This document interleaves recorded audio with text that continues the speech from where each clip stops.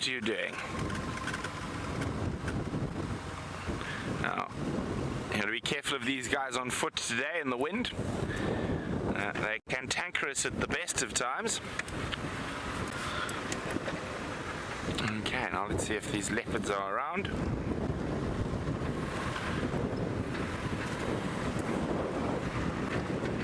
Now, it's in the exact same spot where Karula first had that duiker carcass, and it's a very difficult area to see, but hopefully we'll get some luck.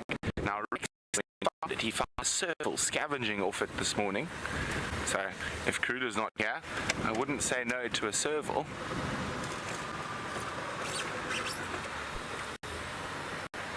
So it's right below those Timbweti thickets off to my right there. But don't worry, we've got our secret way to get to a spot where we can see it. But of course, with Shongile and Hassan around, they might be all over the place. So eyes open, Egbert. There we go. There's one of the cubs. As I said. Oh, she's moving the carcass, or Hassan is moving the carcass. Oh dear, he's making our life difficult. So there we go. Oh. Let's get up to the top so we can actually see what's going on. As soon as they disappear in there, I'm afraid that is us.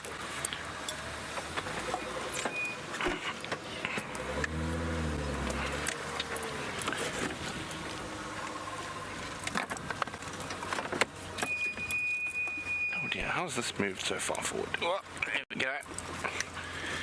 Let's have a quick peek from inside the drainage. No, we're not going to see anything from there.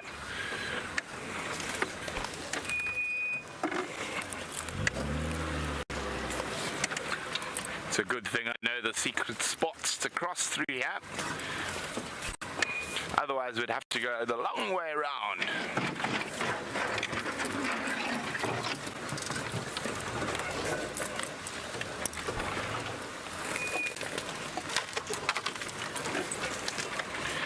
It's amazing. Karula actually dragged that carcass from around the Mawati River to the exact same spot where she dragged that duiker carcass a few days ago. Watch your head, Egbert.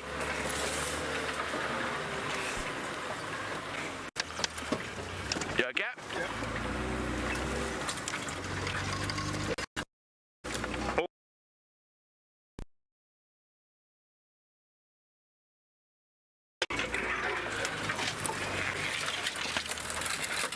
There we go. Now let's go see what the royal family is up to.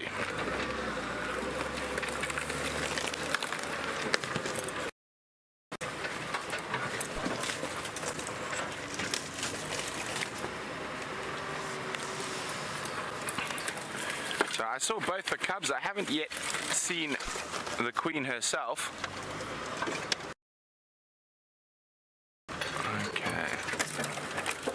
As I said, this is a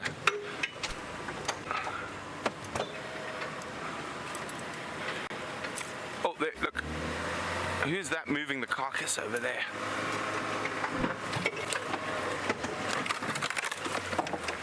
Oh, look at that, look at Hassan, he's carrying it up the tree. But let's go see what else is around. This program features live coverage of an African safari and may include animal kills and carcasses. Viewer discretion is advised. Hello and welcome to another live safari adventure right here and right now in the middle of the African bush. This is Safari Live. Ready.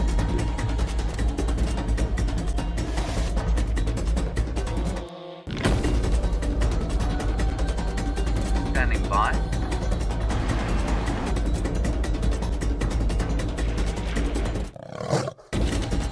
Five, 4, 3, 2, 1. You are live, you are live.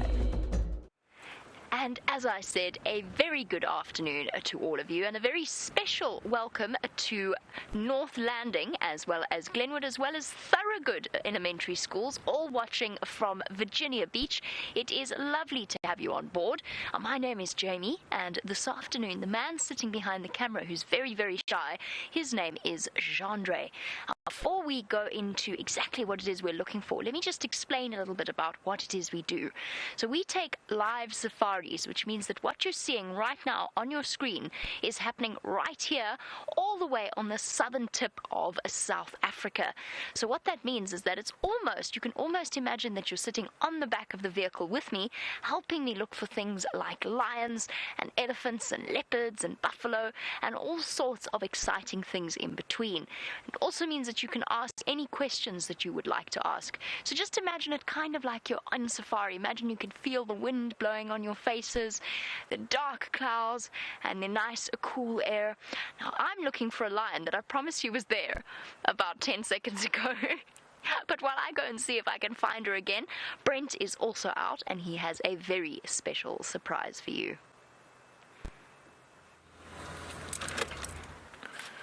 Welcome to Thorogood, North Landing and Glenwood Elementary to your school drive. There is a leopard there. Can you spot him with all his camouflage? There you go. He's got a Inyala kill. It's a young male leopard that he's just scrambled up the tree with a baby Inyala. Inyala is a type of antelope that his mom caught for him. I'm trying to see where his mom is now, but while we try reposition to get a better view, let me say hello. Hi, my name is Brent and I've got Eggsy or Egbert or lots of different egg names for Eggs, the cameraman, but welcome on your very own live safari. Please send me lots of questions. I'm going to try to get you a view. There's 2 more leopards down here, so let's see if we can spot them.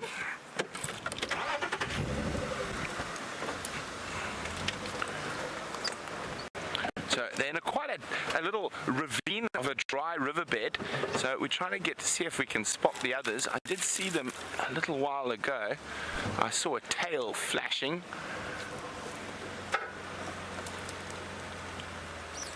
There, over, you can just make out. Can you see her there, Eggs? Just come out a little bit. There we go. That's a little female cub, just under 10 months old. Her name is Shongile, and their mother's name is Karula.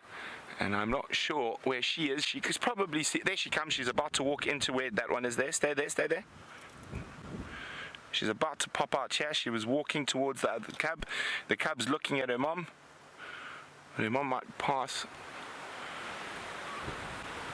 She's past where we can't see her. Okay, let's get forward.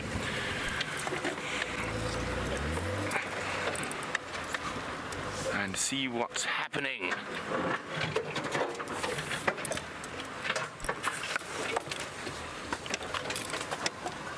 Now, oh, there's the little male.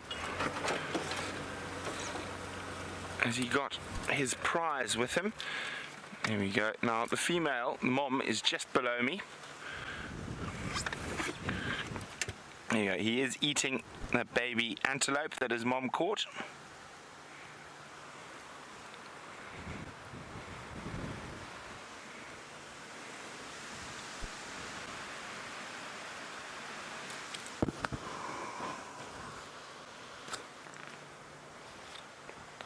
Oh, hello to Sophia from Thorogood. Sophia would like to know, how do leopards run so fast and how long can they run fast for? Well, Sophia, their top speed is, I'm trying to work it into miles per hour, well, it's 24 meters per second, and they don't do it for very long. They can only keep that up for about 20 or 30 meters, but that's why they're ambush predators. So they sneak close to the animals they'll eat, and then they burst out of the bush and grab them.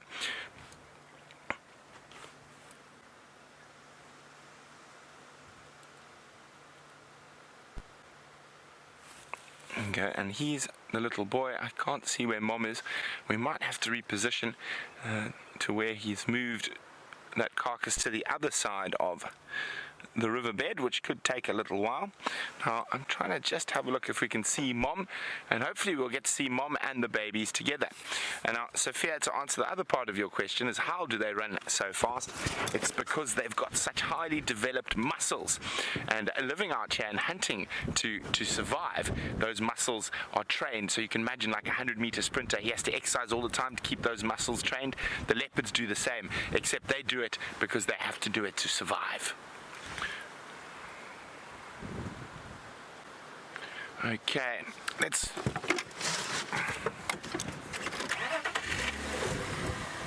Now, Gabriel's worried that I'm going to get attacked. Don't worry, Gabriel. I'm completely fine. They're not going to attack me unless I'm naughty.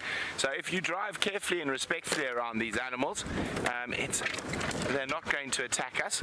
Now, I'm going to try and get down so we can get closer to them.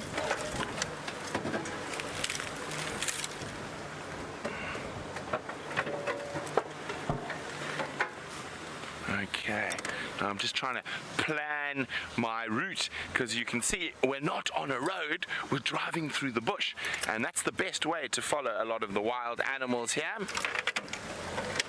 Now, of course, guys, I'm not the only person out here. You've met Jamie, and she's looking for lions, but we've also got the very brave Byron, who's walking through the African bush.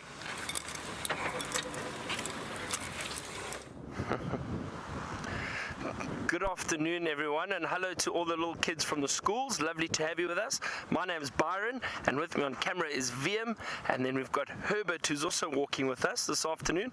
We are looking for any interesting little insects and birds, some of the things that you don't really see when you're on a car. So that's what we're going to be looking for this afternoon. And let's see, there might be something interesting over here. Stick with us. So what we do is we try and turn over logs and little branches and see if the animals, termites, anything, spiders, scorpions. Let's see, I think Herbert spotted something here. Hang on.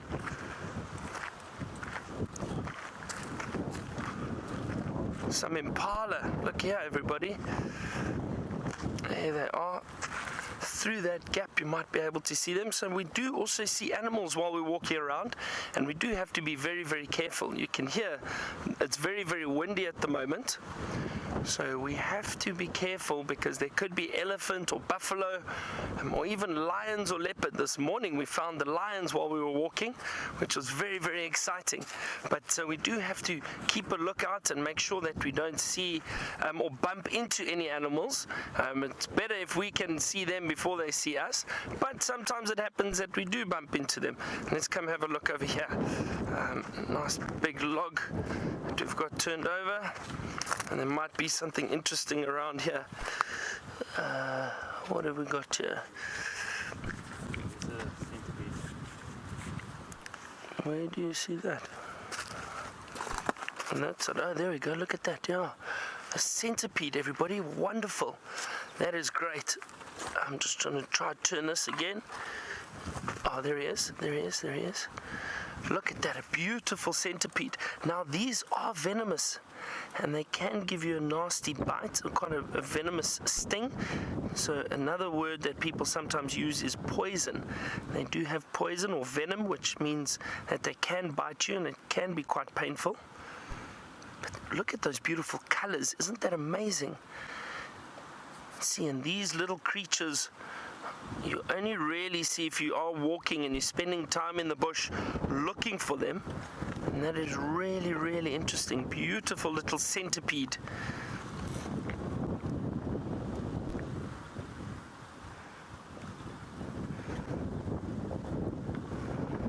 Oh, that is great. That's not something you see every day. And look how fast that it moves. It can move very, very quickly, and that's possibly, let's see where it's going.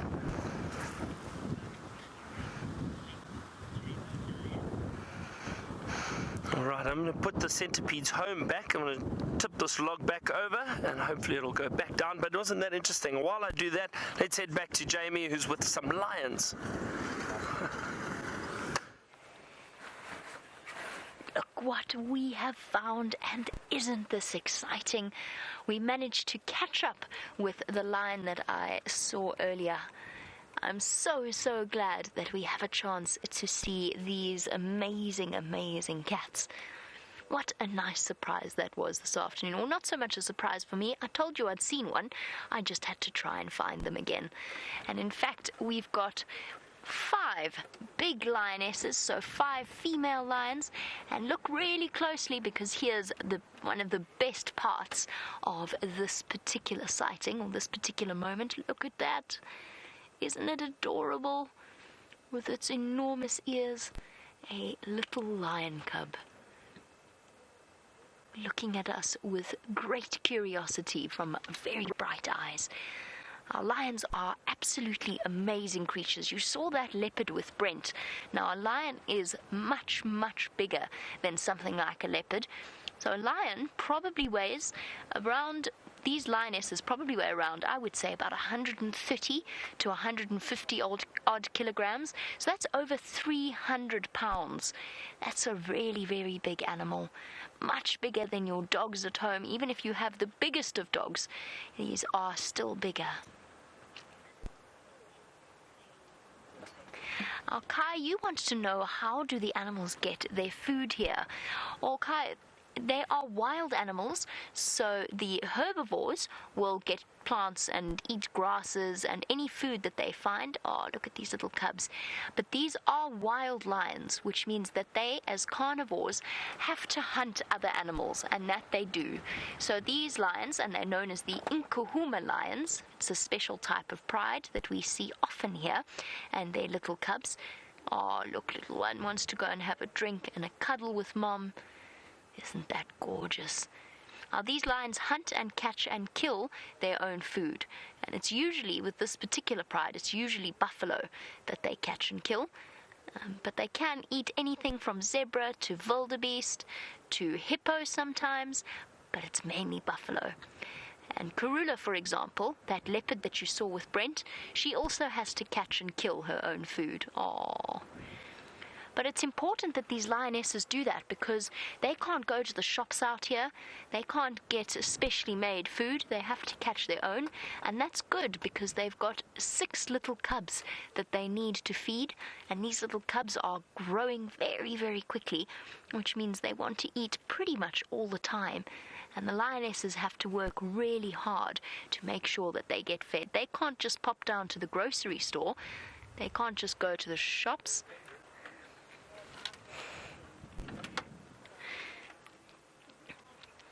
Now, Logan, you wanted to know, how do lions roar so loudly, and can the babies do it too? I'm going to answer the question about the babies in a moment, but the lions can roar so loudly because they've got specially adapted voice boxes here, and they've got a special muscle that runs from their voice box where you speak from. They've got a special muscle that runs all the way down into their chest and to their diaphragms. Your diaphragm sits here underneath your lungs, and your diaphragm helps you breathe. And what happens when a lion roars, is that muscle contracts and it pulls the voice box down, and it makes their voice very deep. And that's one of the big ways that they make that very, very loud roar. And it vibrates all the way through their very big, deep chests. Can the babies roar? Yes, but it's really, really funny to watch. So they try to roar, but they definitely can't roar as loud as mom and dad.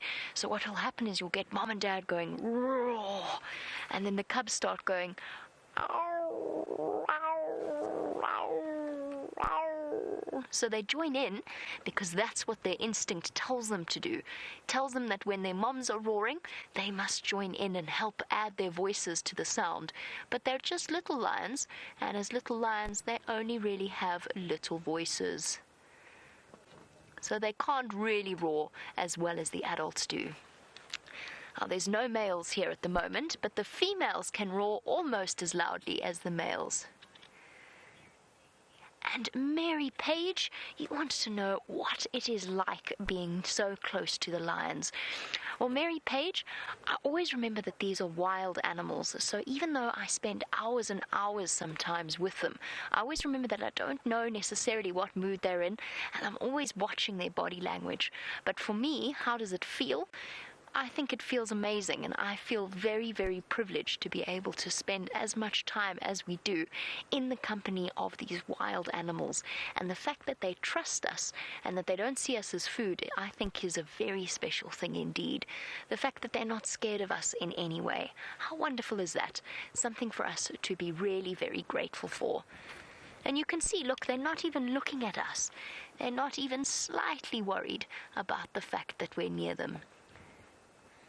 There's the little cubs all gathered round Mum, and even though they're eating meat now, because she's still producing a little bit of milk, they are still suckling as well, so they're still drinking from her milk.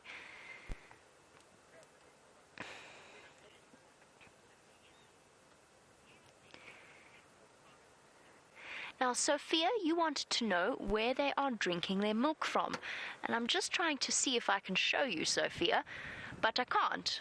I can't show you because all of the lions are hiding their bellies.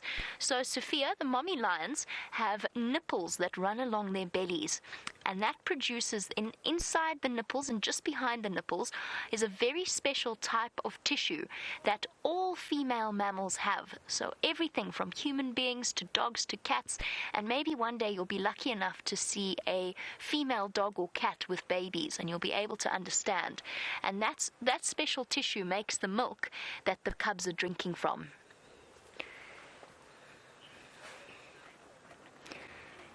Now, Jake, while we watch these little cubs suckle, every now and again we're going to hear them start to growl at each other. And that's because even at a young age, they know that they're in competition with each other. And even though they love each other, they're brothers and sisters and cousins, and they're very, very tight together, when it comes time for food, they do sometimes fight. And yes, lions can fight each other really, very badly. Not within a pride like this, but sometimes we get what's known as a coalition of males, and a coalition of males will be dominant in an area. So they will be dominant over this pride, they'll be dominant over another pride, and they have to fight to get there, because in nature, what they want to do is they want to breed with the females and produce their own line of cubs, and they're also in competition with other lions for food.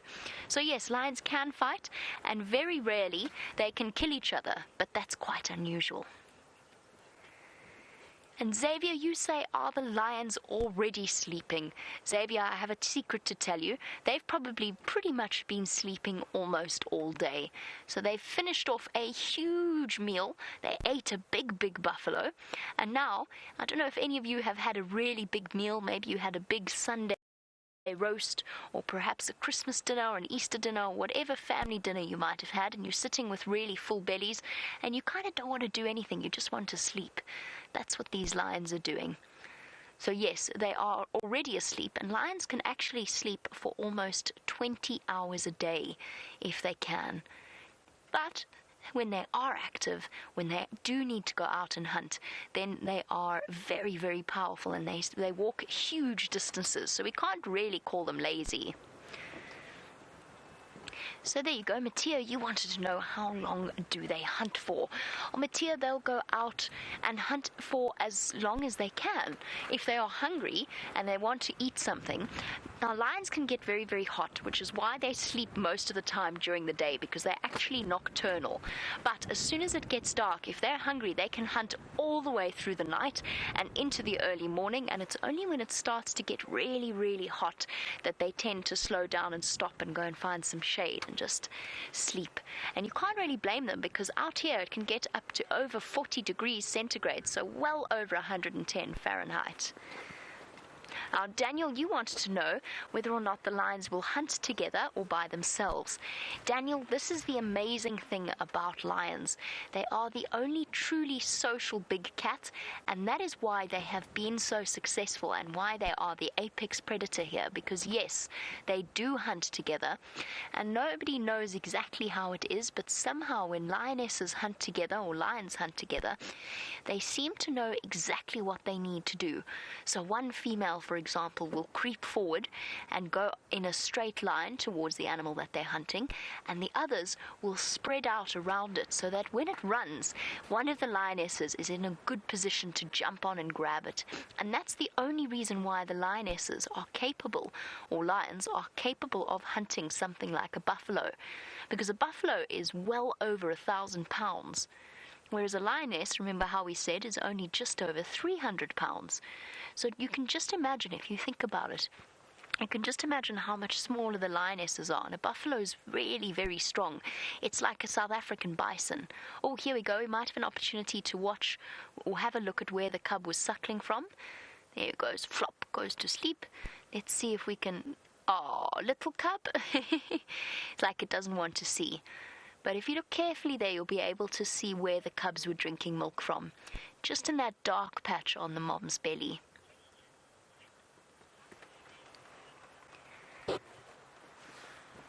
Quinn, very good question. Quinn, you've asked me a question that I don't know the answer to. You wanted to know how many baby cubs there are in South Africa. Well, Quinn, South Africa is an absolutely huge place. It is the 25th biggest country in the world, I think, if I remember correctly. So it's a very, very big place, and there are lots and lots of lions there. So, Quinn, I don't really know, but if I had to guess at how many baby cubs there are, I would guess at maybe 2,000 baby cubs in South Africa, maybe even more, probably even more. That was just a low guess. So there's lots of little baby lion cubs. But aren't we lucky? And personally, I think that ours are quite special, but that's because I spend lots of time with them. Now, this is one of the most wonderful ways to be on the vehicle looking at the different animals. But if you really want to see some interesting things, you've got to be out on foot. Let's go and say hello to Byron.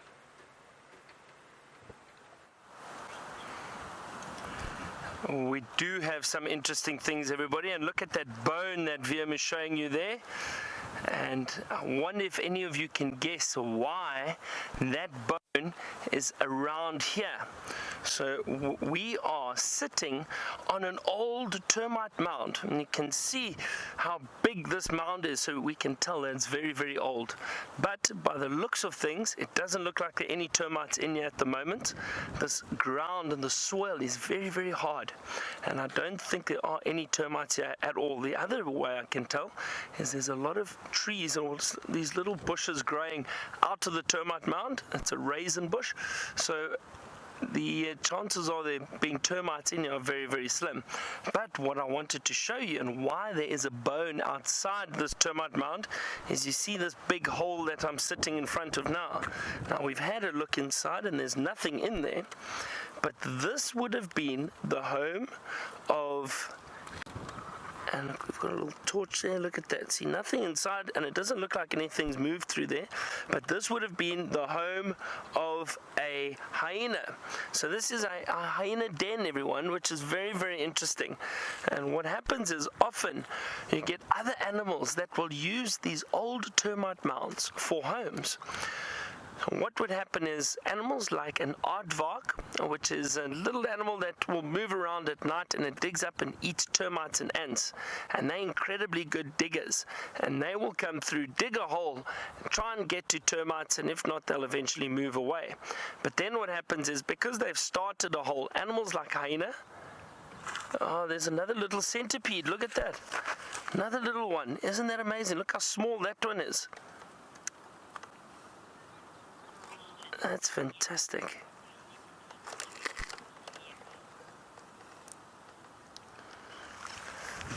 Sierra, you wanted to know, what do centipedes do? And centipedes move around. They do feed on certain other insects, I believe, and they just live in the ground. So look at that little one go. That's amazing. That's incredible. It's just another part of the insect family. Not insect family, well, a centipede. You also get millipedes. Oh, look how it goes into the hole. Jake, I have not been bitten by one before, thankfully, but apparently it does sting and it is very, very painful. Interesting little insects, those centipedes. So just getting back to the hyena den. So what happens is then hyenas will come in and they'll dig the hole a little bit bigger, and the female will use this as a den to keep her cubs. She'll hide them inside, and then sometimes what they do is they might bring a bit of food to the den. They don't often do it, but occasionally they do, and we can see there's some more signs of bone around here. There's another bone. Very, very sharp white bone. So the hyena have very, very powerful jaws, and they'll crush and feed on bones and that from carcasses that they've scavenged or stolen from other predators, maybe bring some back for the cubs to feed on, and then with those powerful jaws they crush the bones, and then you get these little splinters of bone which are lying around outside the den. So you can see that this is a den site. The other animals that would use this are possibly wild dogs, and we do have wild dogs out here.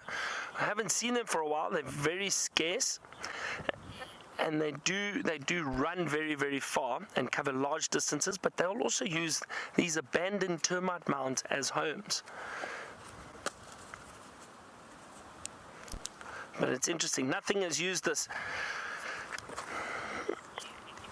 Michaela, you wanted to know what the hole leads into. So Michaela, it will just lead in a little bit and just give them shelter. It won't lead into anything. There's probably an area in the middle that's been dug out that hollows out a little bit, so it makes it nice and comfy for them to stay in there, and they'll just move through and sleep in there during the evenings and hide in there, and then the adults will go off and look for food and come back, and they will call the cubs out to then feed. Isn't that wonderful?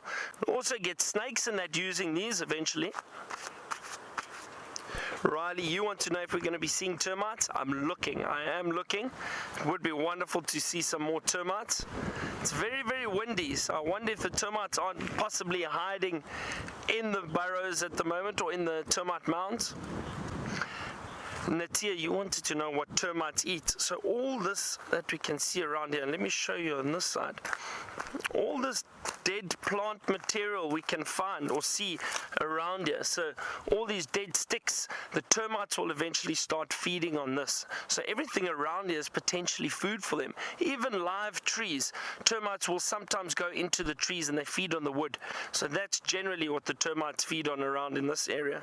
Look at all these interesting little skulls here, everybody. Bits of bone, of carcasses that hyenas have dragged here. There's a lot of signs of a lot of carcasses that have been dragged here. Small bits and pieces that the adults have brought back for the cubs to feed on. And they, like I said, they don't often do it, but they do it at times, and you'll see these remains of these bones lying around here, which is very, very interesting. See, and here's another sign of termites and what they've been feeding on. And look here, everybody, you can see how the wood has been broken down, and you see all the sand. So the termites would have been feeding on this, on the wood, breaking it down and making it very, very soft and hollow, and leaving some sand behind. So that's all been done by termites. And there you can actually see where the termites, they've created these little holes in the sand while they've been feeding on the bark. Isn't that interesting? Wonderful to see. Termites are amazing, amazing little creatures. It's great to see just really what they are doing in nature. They're breaking down all this dead plant material, trying to replenish the soil. So what happens is the termites eat the dead plants on dead trees. They will then build these massive termite mounds, and the soil is very fertile. So what that means is it's very good for other trees to now grow out of that soil. So by the termites eating this dead tree, they build these big termite mounds, and then you can see other trees start growing out of them, which is wonderful. Sometimes you get these really big trees growing out of termite mounds.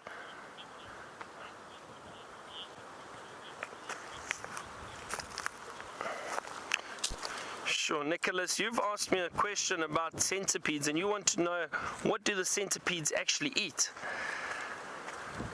Now, I don't want to lie to you, Nicholas. I'm trying to think. As far as I know, they feed on other insects, but I don't really know. I'm not 100% sure. Maybe some of our other viewers or someone back home can look it up and tell us, but I think they just feed on other insects. I don't know if there's other things that they do. And you want to know how big some centipedes can grow too. Now I've seen there are giant centipedes that I think they get to about this length, if I'm not mistaken, Nicholas, about this long, if not longer. I've never seen one of those giant centipedes, but they get very, very big. But as you could see, they also get very small, like that little one over there. So we've had that little one and that other one, but they're very, very colorful. Beautiful, beautiful little creatures. Very fast. And interesting thing, we also have millipedes out here. Now, hopefully I'll find one for you and I can show you what a millipede looks like. But the difference between a millipede and a centipede is generally the centipedes are flat and they've got one pair of legs per segment on their body. So they've got a pair of legs, a segment of body, a pair of legs, another segment and a pair of legs, as we saw with that other one earlier. The millipede, however, is a lot rounder and they're generally quite black, and we see them a lot on the roads, and like I said, we'll try to look out for them for you. But they've got more than one pair of legs per segment, so actually sometimes two pairs of legs per little segment of their body. So that's the main difference between a millipede and a centipede. But hopefully I can find some millipedes for you.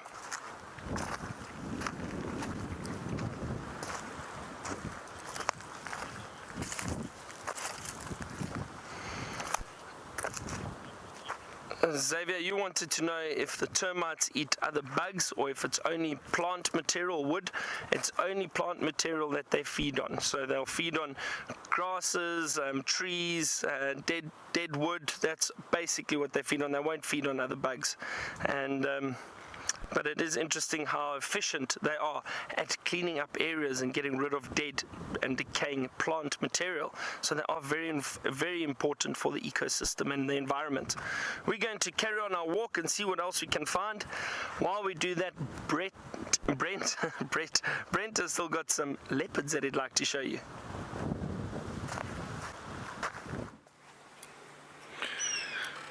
Well, we've got a visual of two mom we can't see from where we are currently, but there we go, the lovely little female whose name is Shongile, the exquisitely beautiful one. Isn't she just gorgeous?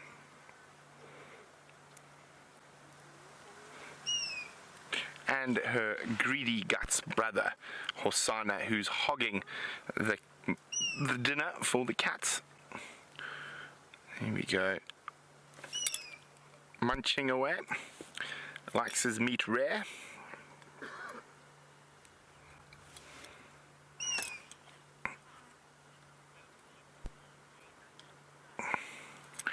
Now, Clark's asked a very interesting question, is where do the baby leopards stay most of the time?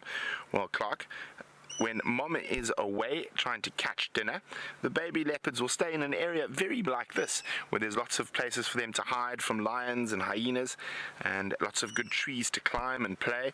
So they stay all over the bush, wherever mom happens to leave them. Oh, she's gone to sleep. Tired kitty.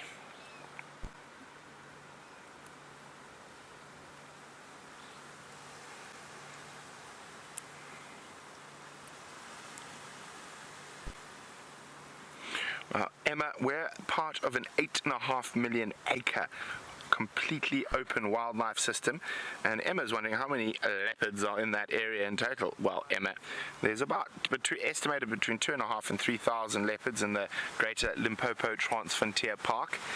In our area, there's probably about 10 we see regularly.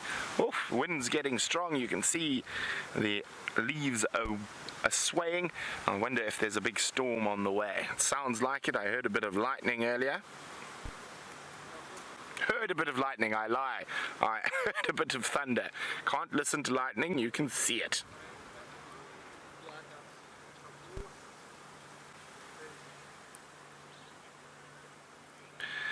Xavier is wondering, what is the leopard eating? Xavier, it's eating an antelope, which is called an inyala, but it's a baby one, so it's not a very big one. Now, leopards normally eat a small to medium-sized antelope. So an adult inyala, to give you an idea, is probably about the same size as a white-tailed deer.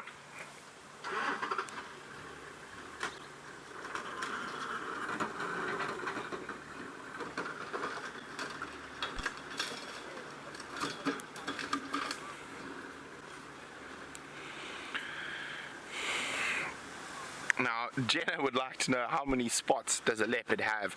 Well, Jenna, it completely depends on the individual leopards.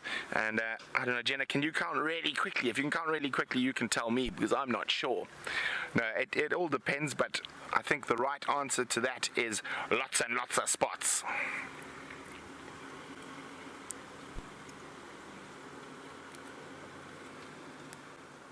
1, 2, 3, 4, 5, 6, 6. Oh, too many. Now, Jake's wondering how we know what the animals' names are. Well, Jake, it's because we named them. Well, these little guys we named. What happens, how we name the animals, is all of us get together and we have a vote. And the best names are the ones that are chosen. So this one is Shongile, exquisitely beautiful. The greedy guts at the back, his name is Hosana, which means the little prince or the little chief. And their mother's name is Karula, which means the peaceful one.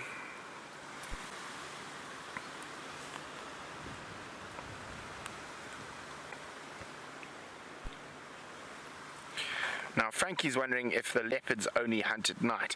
No, Frankie, a leopard, like all predators, they are opportunists, which means if something happened to come along, they will definitely hunt, but normally they do hunt at night.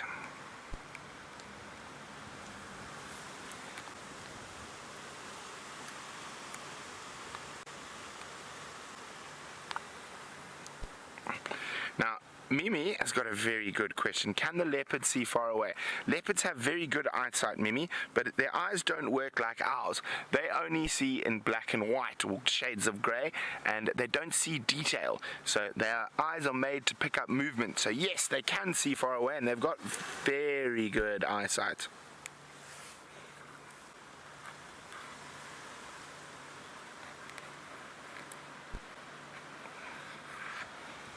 Lena, you've been watching very carefully and you see those leopards flicking their ears. There we go. It's to keep the biting flies away. So there's a type of fly called a stable fly that bites the leopard's ears, so they keep flicking it to make sure that their ears don't get sore.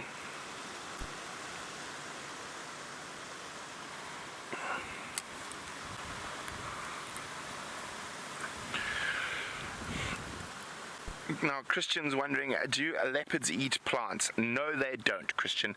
They only eat meat. They maybe will sometimes eat a little bit of grass if they've got an upset stomach, but they are meat eaters. And the proper word for a meat eater, for all of you there, is a carnivore. So a leopard is a carnivore. He eats meat, or she eats meat. An animal that only eats plants is called a herbivore. And an animal that eats both meat and plants is called an omnivore. Can you guys think of anything that's an omnivore? I think if you turn to your left and turn to your right, you might see a classroom full of omnivores.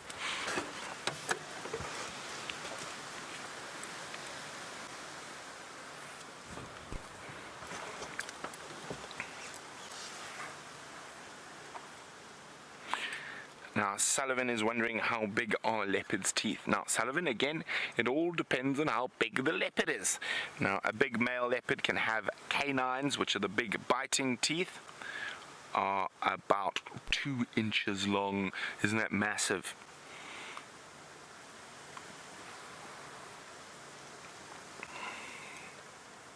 Not as big as the lions, or not as big as the baboons.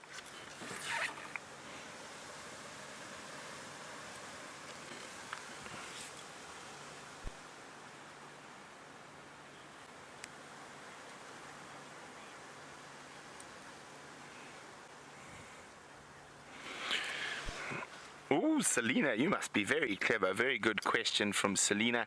And Selena says, do the male and female go out to get the food, or do they steal other animals' food?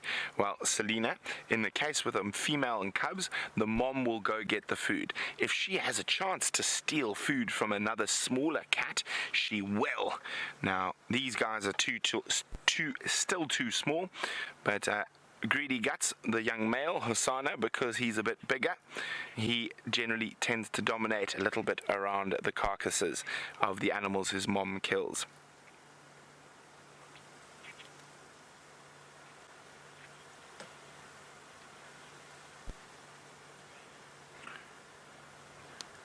Ooh, very good question, Layla. Now, Layla would like to know if some leopards don't have spots. Now, Layla, all leopards have spots. Even, oh, quickly, he's moving. It's quite so, Leila. So they all have spots. The one type of leopard that looks like it doesn't have spots is a black leopard or menelistic leopard, but even if you look very closely, it still have spots. So all the leopards have spots. Oh, it looks like he's taking the Inyala to the other side of the riverbed where his mom is. So I'm going to have to do some maneuvering and off-road driving to get there. And while we do that, let's jump from one big cat to another. Let's go look at the lions with Jamie. From a spotty cat to a tawny cat, we are still sitting with the incredible Nkuhumas. Now, apparently lots of you have been asking whether or not we get buffalo and wildebeest here. And we do often see them.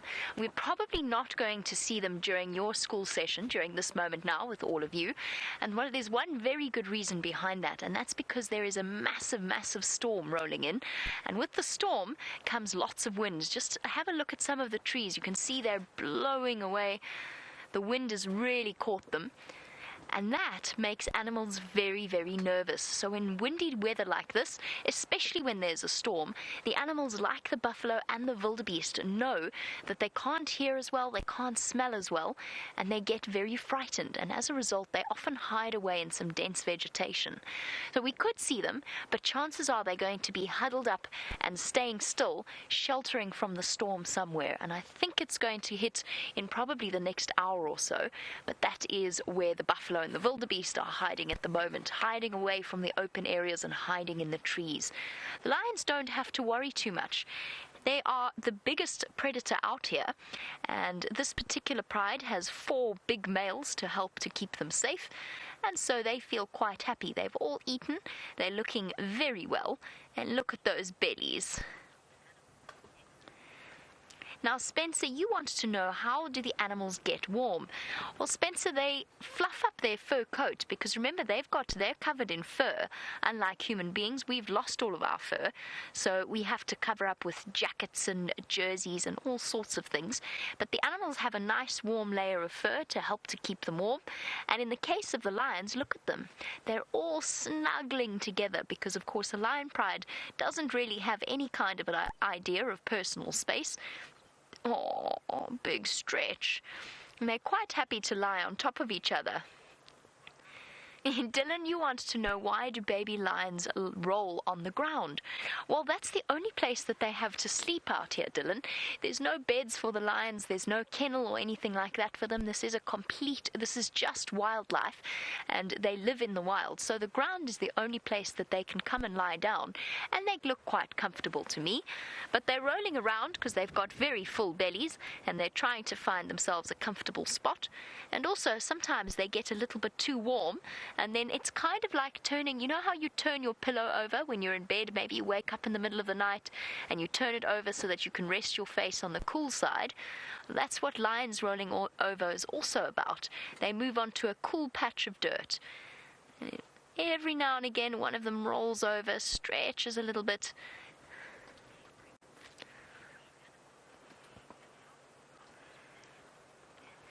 Very good question from Gabriel. Gabriel, you want to know how many animals I have seen and how smart are they?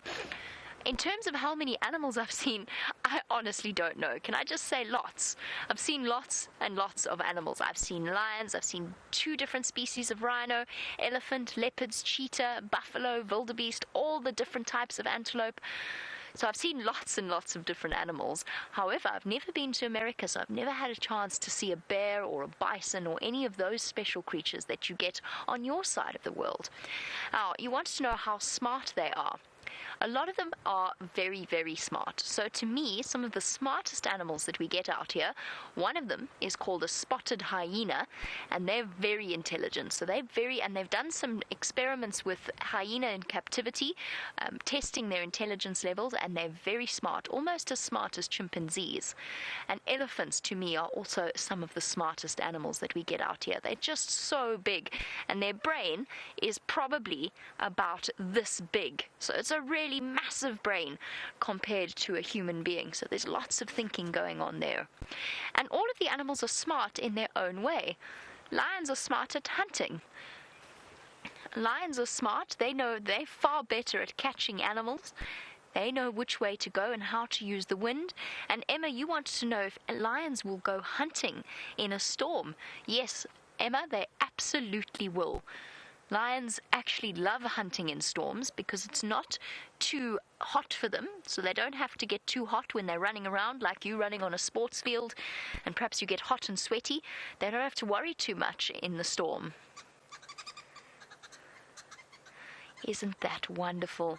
Unfortunately, it's sad to say that it's time for me to say goodbye to the three schools that have joined us this afternoon. So to North Landing and to Thorogood, as well as to Glenwood Elementary Schools, it's been lovely having you on board. I hope that you've had fun. It's time for us to say goodbye for now, and I hope that at some point we get to see you again. Have a wonderful school day further.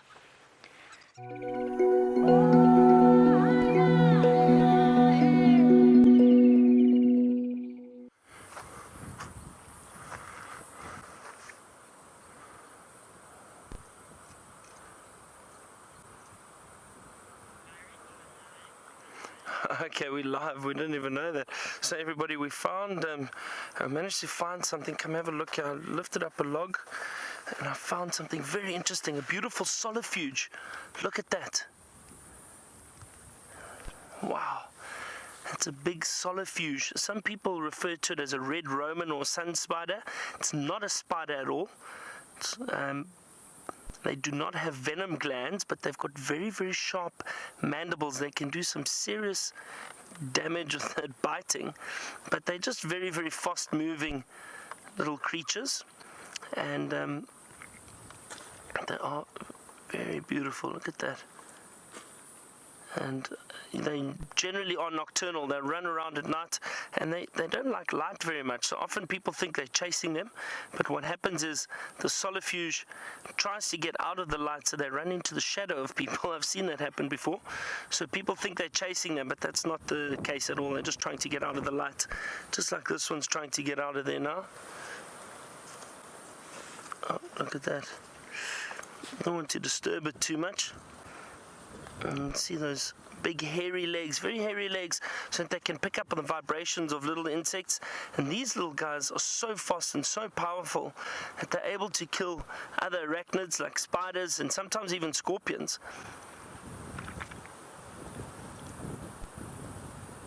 Isn't that just so cool? That's wonderful. That's really, really nice to find one out here during the day, just under the log.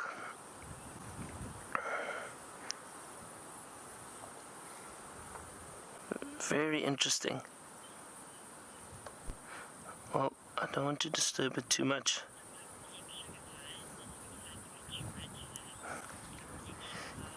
Cupcake sugar pie, you say this looks like a tarantula.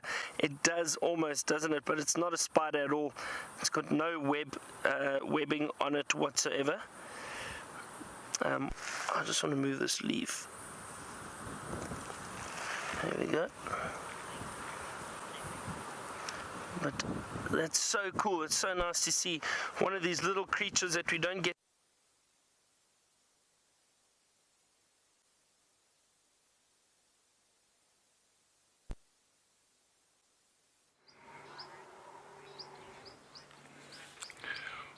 Look at this. Isn't this fantastic? Sorry about leaving Byron. He's having a bit of an audio issue. But we're being really spoilt at the moment with these incredible leopards. Young Hosanna is just taken. There's that what's left of that Inyala up the tree, and Shungile is actually so close we can't even see her. She's... Oh, where is she? Oh, she's gone to sleep right there. I can just see her through sort of the hole in the Oh, we can't see it from your angle, but she's lying right next to the car. Oh, look at this, look at this.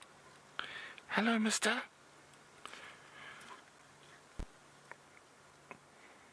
Are you going to let your sister feed now? If you've come down, she might take that opportunity. Don't keep an eye on her. It's going to be interesting to see if he tries to stop her from feeding. He's got quite a nice little fat belly now. Oh, sorry, that was my shoe. I apologize.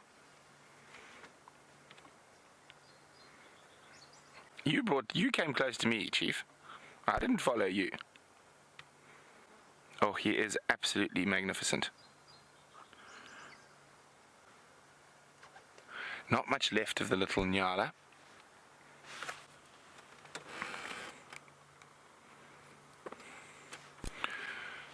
I'm just trying to keep an eye on little Shongile. She's noticed that Hasana has left, but he is lying very close. Here she comes.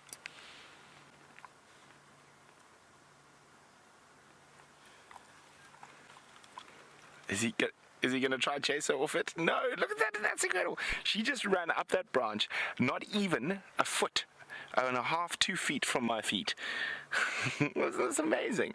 They are becoming such spectacular young leopards. We are really spoiled to spend as much time with them as we do.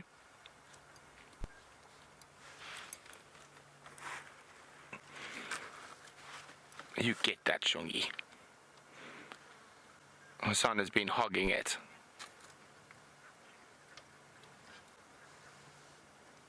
I mean, they absolutely, completely have a zero regard for us while we're with them. I mean, they're so close to us. I mean, she passed within, it just always amazes me. And you know what? You would think after growing up in the bush and spending all my time, adult life, working in the bush, I'd get tired of this. I never get tired of it. It gives me a rush every time. And now, also, I almost forgot, remember this, I'll give you a quick shot. If you come out a bit, Eggs, you can see actually how close. Here we go. So here's me. There's Osana, and Shongile is just over there. Isn't this amazing? And remember, this is 100% live, so you can tweet us a question about what's happening right in front of us by using the hashtag SafariLive on Twitter, or use the email address questions@wildearth.tv. This is just absolutely magical.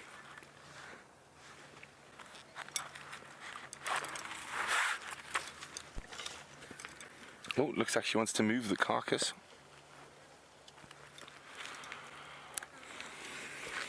It's just stuck on that branch. It's giving her a bit of a hard time. You need to let go, madam. Oopsie.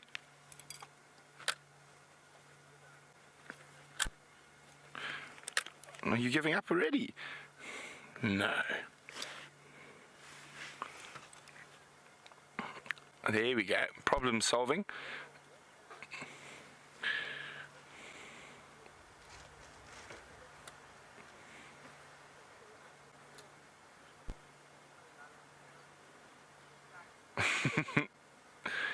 You can figure it out. It's not the first time Hassan has managed to successfully really get something stuck somewhere. There we go. Now you got it. Don't. Oh, that's thorny. Oh, don't. Isn't that amazing?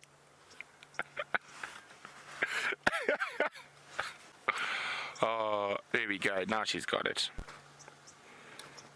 Let's see if she thinks she's got a better spot than her brother to feed on it.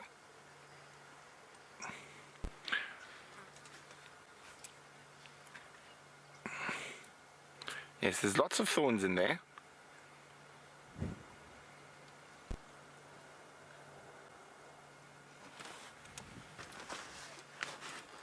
There you go. She's using her claws again to pick it up. Don't drop it again, because there's even more thorns at the bottom. Now, the thorns of the knob thorn are shaped very similarly to that of a leopard's claw, so they're hooking them in the opposite direction. And come on, get in there, there we go.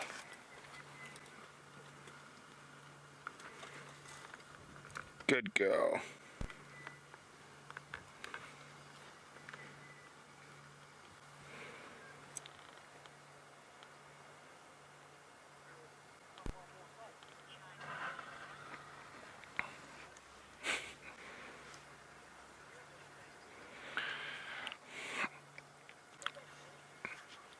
So it's still a long way off before Hasana becomes completely independent. But Chai Connie is wondering, will he more than likely move out of our traverse area? Indeed he will, Chai Connie, and that's the way nature designed it. So he doesn't end up mating with his sister or with his aunt or even with his mother. I think Krula might be a bit old by then, but you never know, it is possible.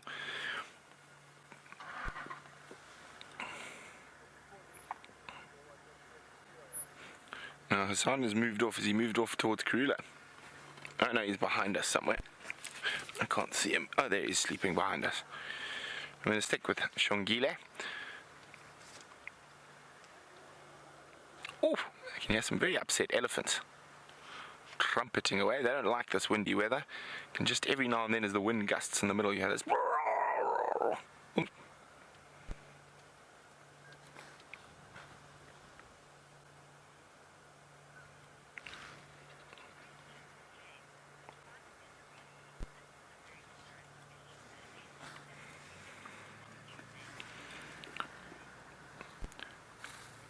Oh, there we go. Don't drop it again. Those thorns are nasty down there. Oh, she's hissing at her mother. Cheeky little, cheeky. So Karula's on her way here, and that hiss was not at Hasana as I initially thought it might be. It was at Karula, and it prompted Karula to lie down. So she's sleeping right behind us. That was quite an impressive hiss there, young Shongile.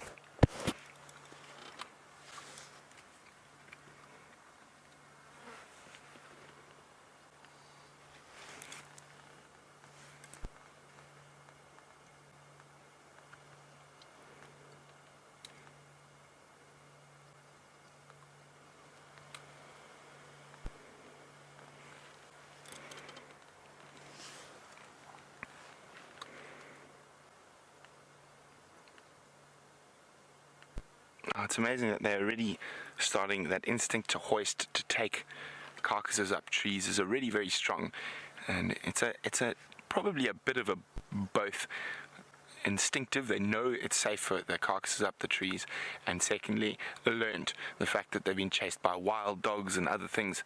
Also, let them know that the safest place for them and their meal is up a tree.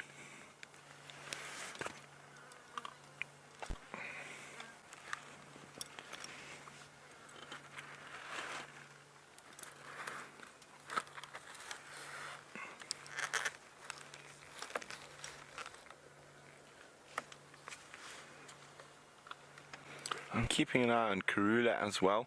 She's directly behind the vehicle. Hassan is lying off to the left. So on three fronts we are surrounded by the incredible spotted cats of Djuma. And again, if you want to ask any questions, like you've heard a few people doing, remember, #SafariLive or questions at wildearth.tv. Now, from one cub to another, let's go see what Jamie's got.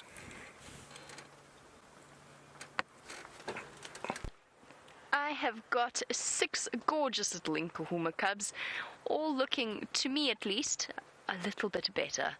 And what a comforting thought that is. I must say, the adults, I've just seen Amber Eyes get up and walk a little bit earlier, and she is looking 10 times better. She's no longer looking wobbly on her legs. I don't know what was in that buffalo that they just ate, or the one before that, but all in all, I think things are really, truly looking up for our Nkuhuma pride. And I think that we are out of the woods, I hope, in terms of the white mussel disease. And just an update on that. Those of you who have been following the stories for a long time, or this story for as it's been going on, I'll get to the update in a moment. That was an impressive flick from one of their tails. But for those of you who have just joined us, our Nkuhumas fell victim to what was completely unexpected. We thought they were doing so well in terms of the fact that the drought had provided them with a steady supply of buffalo that they were hunting and catching. And then all of a sudden they started to show signs of lameness, and it ultimately resulted in the deaths of 2 of the cubs, and the almost paralysis or near paralysis of 2 more, which is why it's so fantastic to see that they have managed to kick it. And it turned out to be due to a vitamin E deficiency and a syndrome known as white muscle disease, or nutritional muscular dystrophy, due to a lack of vitamin E, or a lack of fat mostly, in their diets. And there was concern when the females started to show symptoms as well. We sent those videos off to the authorities. They have since confirmed that they took away 2 of the cubs, the ones that had died, and they did tests on them, and they have confirmed that it was white mussel disease. But it looks as though the rains arrived at just the right time. The buffalo started fattening up at just the right time, and the nkuhumas seem to be getting better. Now, I don't know, I'm no scientist, I'm not a vet or an expert in this particular field, but to me, these nkuhumas look loads better. And the fact that they managed to catch and kill a buffalo sometime last night is also a really very good sign. So all in all, I think that we can breathe an enormous sigh of relief. The cubs are still looking a little bit on the scrawny side, and not perhaps as playful as they were before this problem struck them. But that's okay. They're allowed to take some time to heal and to convalesce. Yes, you. Talking about you, little one. With your massive paws. And also bear in mind that through all of this that they've been struggling through, they're also growing at a tremendous rate, and they've managed to mostly kick off the mange that they were infected with at some point as well. So all in all, these 6 remaining cubs are strong little survivors. Well done, little nkuhumas. I'm happy. I'm feeling very, very happy about the scene in front of us. Seen Amber Eyes walk, and she seemed to be the worst of them. That and the lioness with the injury over her, and the lioness with the injury over her tail. But both of them seem to be getting better, and all of them have relatively round bellies.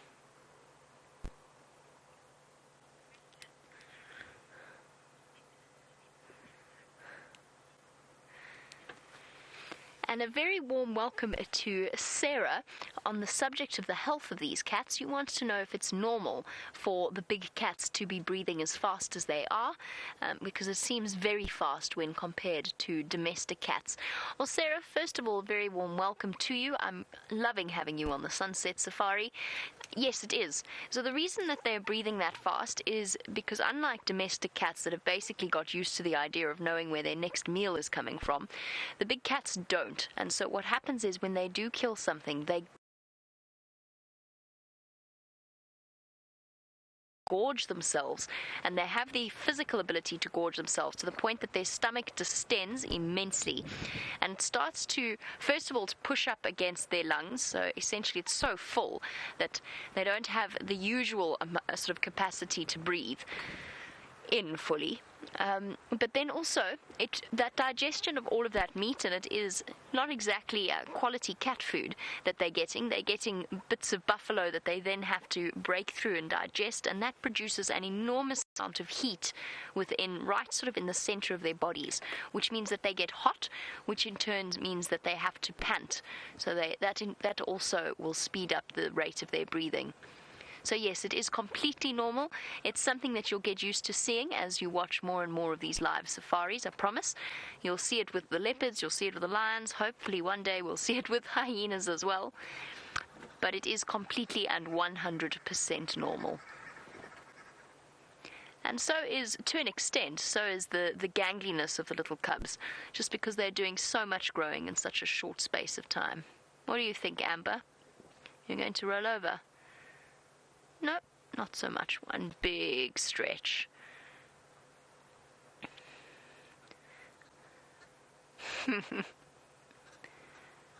Too sweet. Little one snoozing away quite happily. I just wanted to update you about that now that we have finished off with our very special school drive. After that, after this sort of the next few moments spent with the nkuhumas, we're probably going to leave, go off in search of other things, possibly encounter a storm. We'll see how we go, because the weather does seem to be closing in on us, and I am hearing the rumbles of thunder every now and again. But I don't think it's going to get to us before the end of the Sunset Safari. I think we're going to be okay. But hopefully it brings more rain. More rain means more grass means fatter buffalo, and the better the lions will do.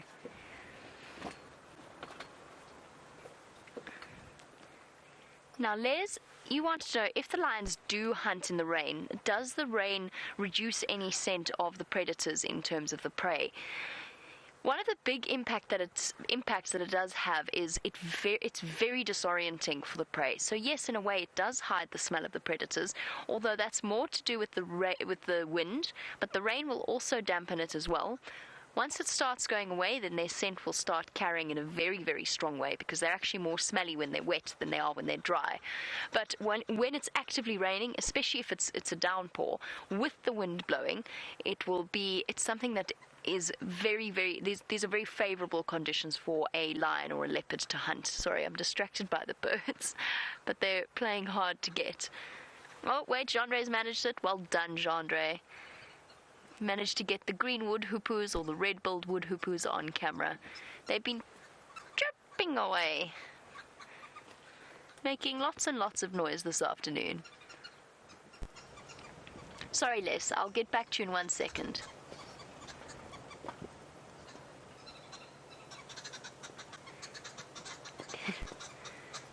They've been fluttering around here for much longer than the green wood hoopoes usually do. I wonder if they're slightly upset about the presence of lions. Don't think so, though. They shouldn't really be a threat to them.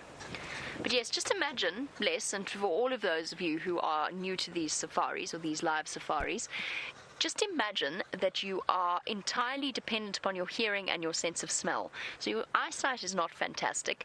Now you know that there could be a predator around any corner, but the wind's blowing, so you've got rustling coming from there and there and there and there and there and there, and you can't smell and you can't necessarily see because the rain is driving into your eyes. And it gives you an idea as to why it's such good conditions for the lions to hunt in. I want to know what these wood hoopoes are fussing about. They're all around me, but they've all vanished. I don't see a place where we can put them on camera. And of course, just an update, we're roof-bound this afternoon, just because it did look as though the sky was about to descend upon us. So we decided that we would wrap ourselves up nice and safely. While we await the coming storm, I think we're going to leave the lions for now. Let's go across to Byron, see how he's doing out on foot. And look what we have found, everybody. A leopard tortoise. A beautiful, beautiful leopard tortoise. Look at these wonderful markings on the carapace. Really beautiful coloration and wonderful markings. And this little one seems very, very relaxed. Now, I want to try something. It's a little secret, so have a look and let's see. If you come around the front, I'm going to move very slowly. It's got its little head out. And I don't want to disturb him too much, but I'm just going to scratch the top of his head, and look at that. Very comfortable and happy with me stroking the top of his head. Sometimes they stick their heads right out. There we go. Hello. Isn't that nice? Hey? Oh, you like that, don't you? Just going to move slowly away. Just saying hello to a little tortoise. That is very cool. Now, I've shown a few people that before. Not many people have seen it, but sometimes if you move very slowly and a tortoise is relaxed, you can stroke the back of the head. I don't want to disturb it, so we'll never pick a tortoise up or anything like that, because one of the defense mechanisms is they secrete a fluid or the liquid that they actually store inside the body, and if that happens, they can then suffer from dehydration. So you must never pick up a tortoise or really disturb them, but this one's completely relaxed, as you could see with me scratching the top of its head. Wasn't that nice? Something different. It's wonderful to see these little tortoises out. And we'll probably start seeing a lot more, especially with all the rain that's come. So there's a lot more moisture around, and these tortoises then become a lot more active. That's great. Oh, Samantha, you wanted to know again what tortoise it is. It's a leopard tortoise. And you want to know how old this tortoise is. I don't know. Some people say you can maybe count the rings on the shell, on the carapace, but I don't know how accurate that is. I think it's this tortoise is 17. It's an absolute guess, Samantha. I'm not sure. But I do know that leopard tortoises can live to an age of about 80 or 100 years old, especially in captivity. So these, if they get large enough, especially out here, they can live for very long periods of time because predators are unable to harm them. Once they get to a certain size, a lion or a leopard is unable to fit its jaws around, or even hyena, and wouldn't be able to crush the shell at all. So then they'll continue living out here. And I've seen some really big leopard tortoises, and if you look at this one, I've seen some that are about this height compared to this one, so much bigger, if you can imagine. Now one like that would easily be 60, 70 years old, possibly. So much larger than this little one, who, and again, I'm not entirely sure how old this one is, but I'm assuming that it's definitely over 10 years old. Lovely.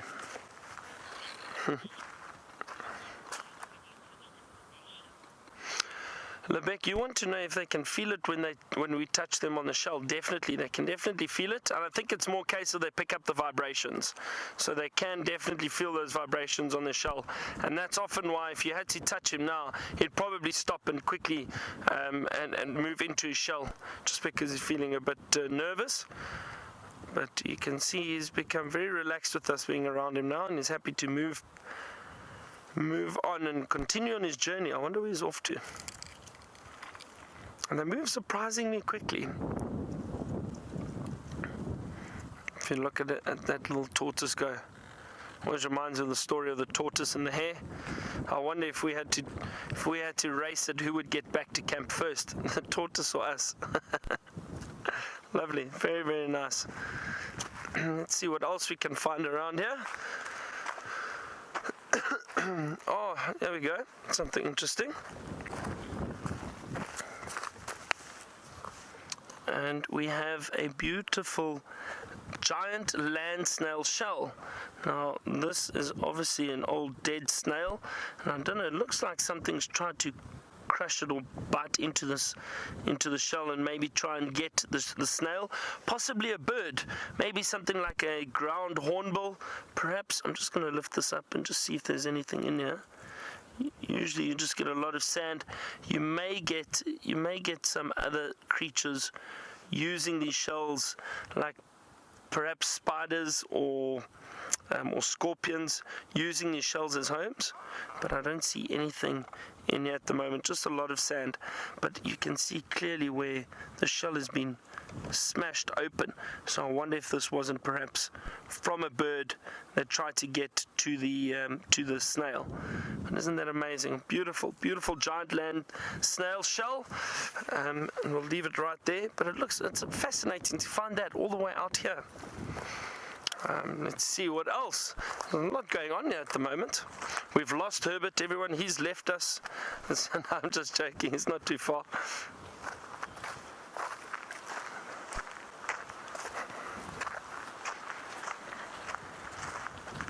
There's a wonderful smell in the air at the moment. I'm trying to describe it. I wonder. It's pungent. I don't know what it is. I think it's some of these trees around here. Possibly some of these combretums, but it's quite a pungent smell. I wonder where it's coming from. I'm not sure, but interesting. And now it's very windy, so it could be coming from anywhere. I mean, I wonder if it's not drifting off from a buffalo carcass far away somewhere, perhaps. But it doesn't quite smell that pungent. But there is definitely a scent coming through the air with all this wind.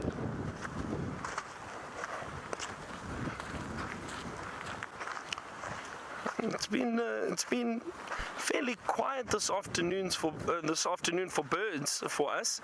I think it's because of the wind, everyone. So with all this wind around, the birds aren't flying as much. And Herbert has spotted something up ahead. Let's go have a look. Hang on, let's see what he's got.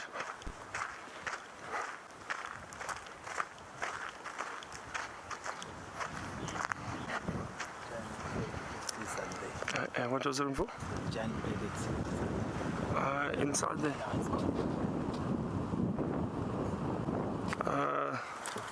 There's a giant plated lizard that just moved into this termite mound, unfortunately. And they're very, very shy lizards.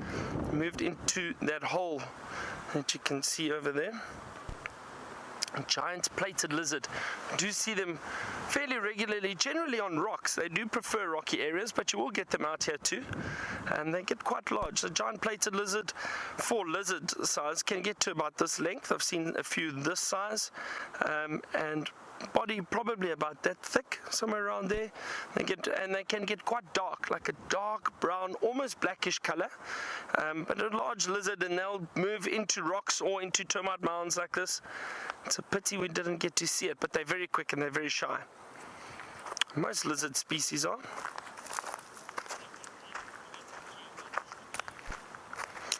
Alright, so we're going to carry on walking around looking for little creatures, and who knows, maybe bump into something larger. I'd love that. But Jamie's got a rather large antelope she'd like to show you.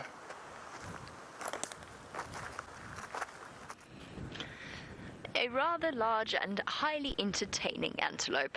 Oh, shame, I feel quite bad. The poor school kids, all of them wanted to see a wildebeest or a buffalo, and now we've got an entire herd of them out on the open area of Impala Plains.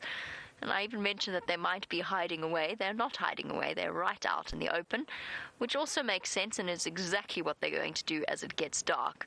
Be as much of the out in the open as they can so that they can spot any predators from a long way off.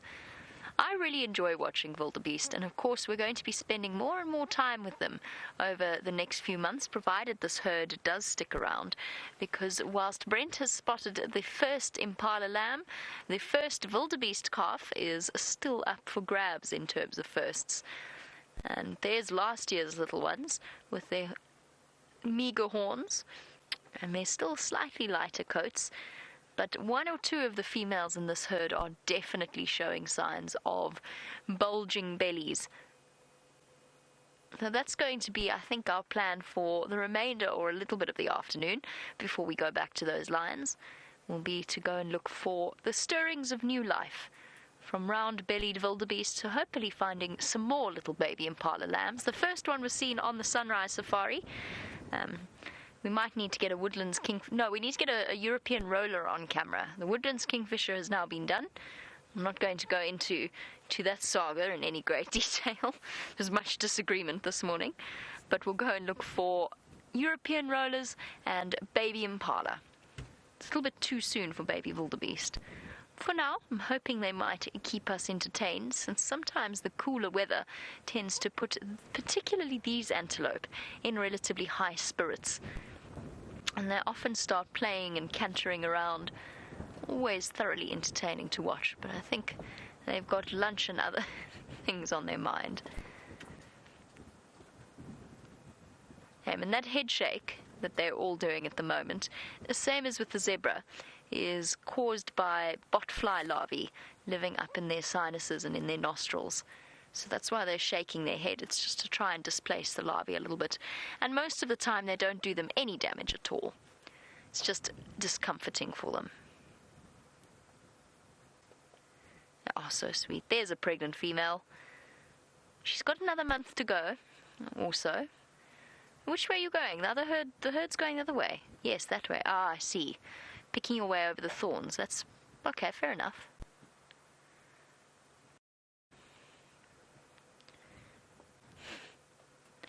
I always think they are thoroughly entertaining. And they do sort of look a little bit like they were put together with the remainders. After all of the other antelope that were made, the wildebeest got put together by what bits remained. I find them quite pretty.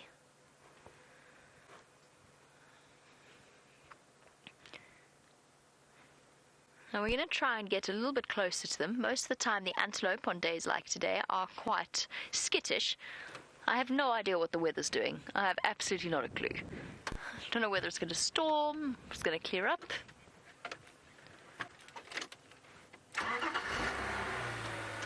I thought about about that, Paul. I did.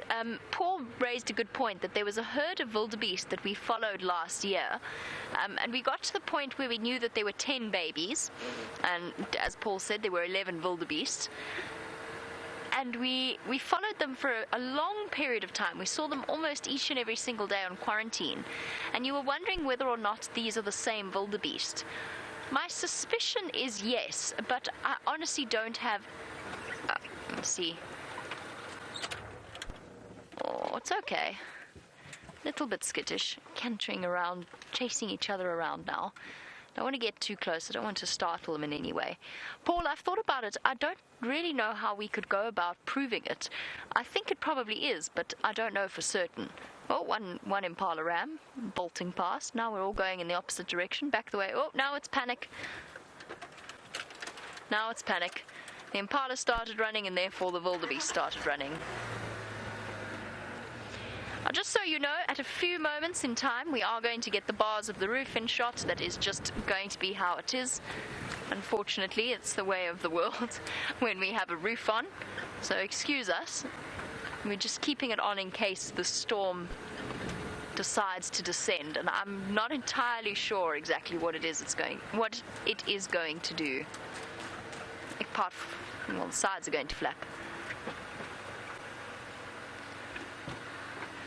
I wonder if it is the same wilde herd. I keep forgetting now I can't do anything. I'm sorry. You can't see them. There's a flap in your way. Hold on a moment. We'll go around. We'll go do a U-turn. There's also erosion control on this road on either side of me, so I can't reposition. So we'll have to do this. So those sticks and so on are placed there by people because the road slowly but surely expanded. And there's been a lot of erosion from water flowing through here, particularly when we had the big rains straight after the end of the dry season. So that's why those sticks in there, just to help trap water and to help keep the soil in place. Here we go. That's a good view. If it is the same herd, then only 4 of their youngsters survive. If I manage to do a correct head count. So 4 out of the 10 made it to their first year. There they go, they are playing a little bit. We just saw them run a little way away. Martin, you wanted to know if I've ever seen wildebeest stampede. Not in the sort of the sense of the Great Migration and the wildebeest stampeding across the plains and across open areas.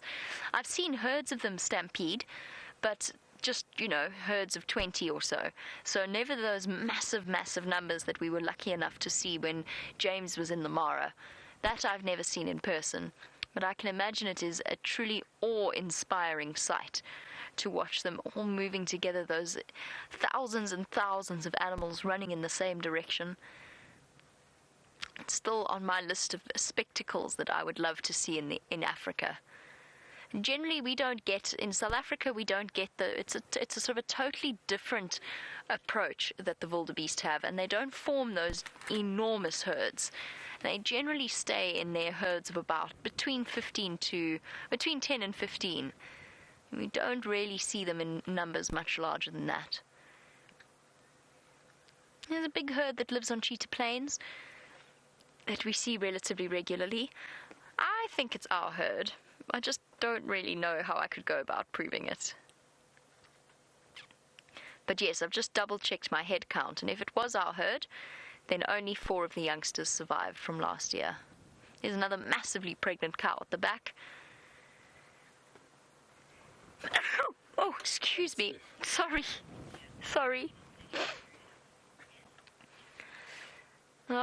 Chitra? Sorry, bear with me 1 second. That sneeze really seriously took me by surprise. I'm just going to try and put a piece of my brain back in. I nearly hit my head on the steering wheel. Sorry, Chitwa. You wanted to know what the gestation period of a wildebeest is. Well, of course, they have the set breeding season. So they will all give birth, just to provide some background to this, they rut around April or so, which is when the males start to really fight for access to the females. And then the and the females all give birth roughly around the same time. So that's round about December or January or so. So the gestation period is about 270 odd days, which is nearly, what's that in months? 270, that's about 9 months. Yeah, it's about the same as a human being, give or take a few days. But as I said, unlike human beings, they do have a relatively strict breeding season. Let me just try and work this out. It is right. They do indeed start to rut around April, and they do start to give birth in December. That would be about right.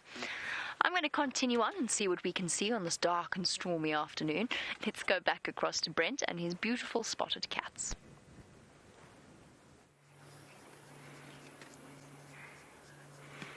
Well, we caught up with Karula.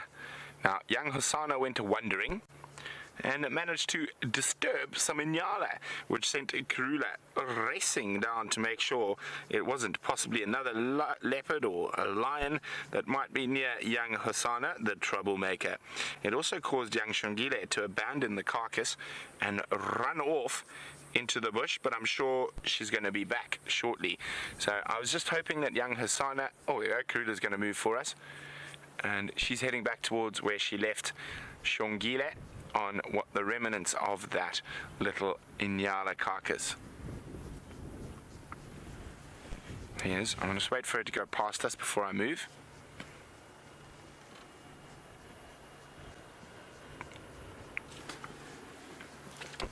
Okay. Tom, we're opposite you now. Now she's heading straight behind us, so I just need to do a little bit of a turnaround. I just need to chat to Tom on the radio quickly. He's been looking for us. Tom, she's moving west on the top of the bank here. The other cub is somewhere in the drainage line, and one is up on top with me here.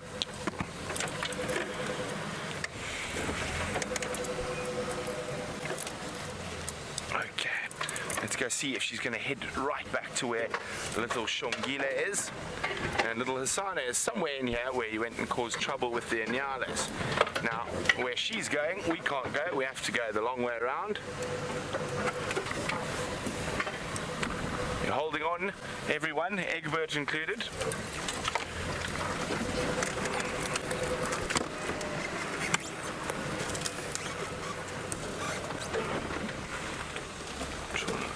To see if little, oopsie,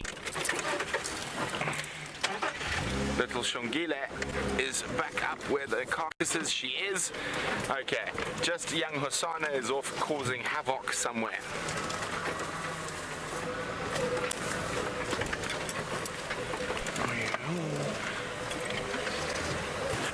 Now you can see her, she's up there. And we're gonna do this.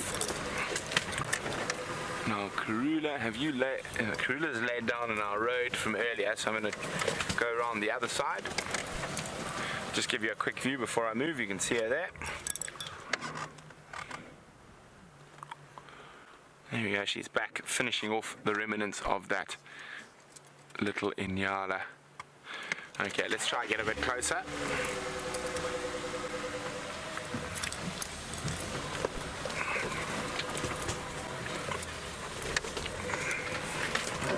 Okay, we should be... Oh, there we go. Not too bad. The odd crunch, not of bones, but of bushes, of all the stuff the elephants have pushed down. So it's actually going to take me a little bit longer than I thought. There's a big hole there, so I've got to go a long way around. So while I go around, let's go see how Byron is faring on foot. So look what I've found, everybody. And look at that. Beautiful porcupine quill. Isn't that amazing? This is a small little one. They do get much, much bigger. And this is a little one, but what happens is, and you can actually see clearly, this is the end that sits into the porcupine.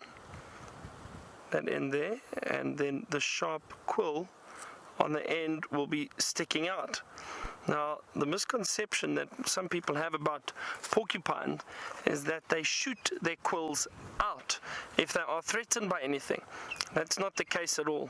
What will happen is this porcupine will sit with these quills in its body, and they'll lie down, or they'll lie flat like this against the body, and when they feel threatened, they tense their muscles and they cause those quills to stand up like this, and those quills will stand out, and some of them much longer, as I mentioned.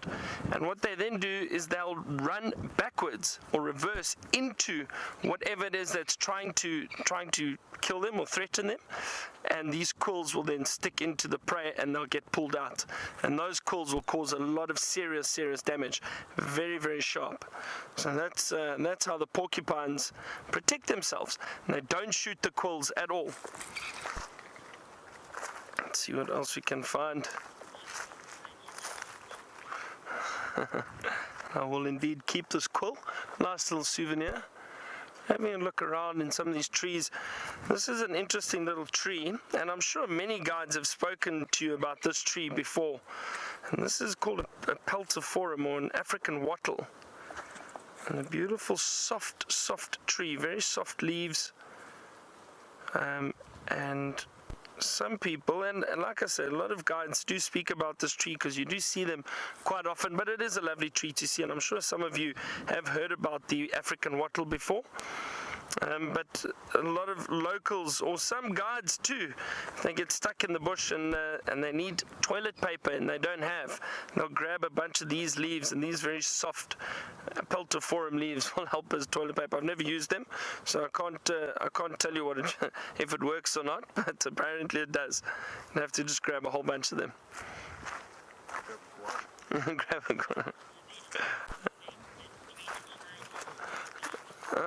back. So we're moving through a drainage line at the moment, and you want to know what a drainage line is. So this area, and have a look down here, you can see it very clearly down here.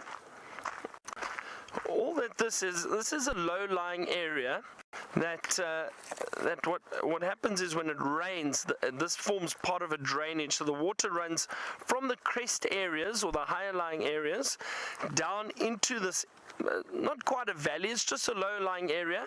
And what it does is this then forces the water to flow down towards low-lying areas like those dry riverbeds that we have running through Djuma, and eventually down into the dams or into the rivers. So this is what a drainage line is. It's an area, low-lying area, where the water is funneled down after rainfall. It seeps down into this area, and that will then flow down into the dry riverbeds, which will eventually meet up with the rivers. So especially when we have floods, that you'll see a lot of these drainage lines will have water running through them and then into those dry riverbeds. So we're going to move out of this drainage line now and see what's up on the crest areas. Let's head back to Brent, who's in a better position with the leopards.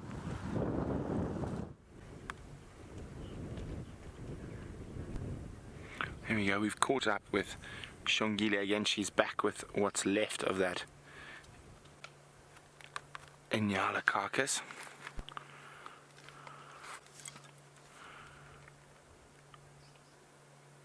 Look at that, she's munching away. Unfortunately not the best spot for us because her back is to us. What has she spotted? Is it the naughty Hosana on his way back? I can't see just yet.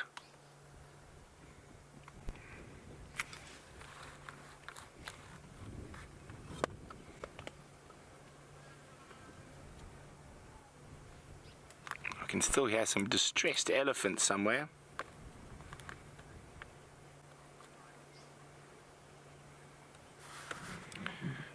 Now Graham is wondering, would the leopards ever try use our vehicle as a vantage point? And if not, why not? Well, Graham, firstly, I think you could probably almost let them. We would never let them do that, though. That is just asking for trouble. It's not if, it's when someone gets hurt. So that is why we are very, very careful With any animals, if an elephant starts touching the car, or I feel a lion or leopard's getting a little bit too close or a little bit too complacent or comfortable, I'll tap the side of the car, just a little dick, dick, dick, just to sort of break that concentration. You don't want them climbing on the cars, and it might work fine with us, and there's only 2 of us on the vehicle, a camera and whatnot, and we always generally quite calm and a lot of experience. Could you imagine though if a leopard jumped onto a vehicle full of first-time safari goers from all over the world? It probably wouldn't be a good idea. The people would have a panic, the leopard would get a fright, and someone would end up getting hurt, and all that would mean is probably a very sad ending for that particular cat. So we don't. It is possible. I've heard of it before, but we don't encourage animals to get too close to the vehicles. They're walking past or lying in the shade. It's a very different thing to climbing on the bonnet.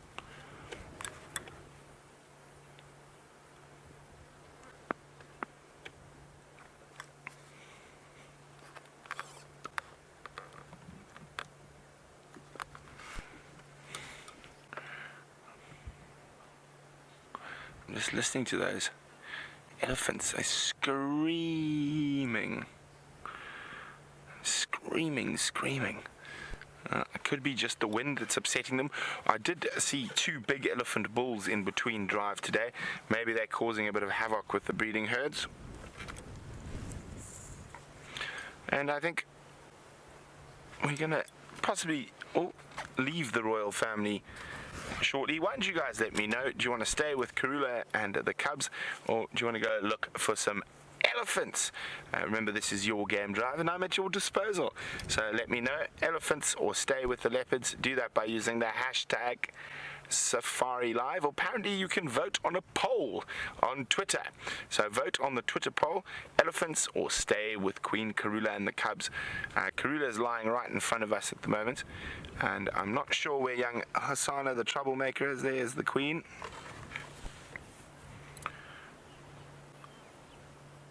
Keeping a watchful eye.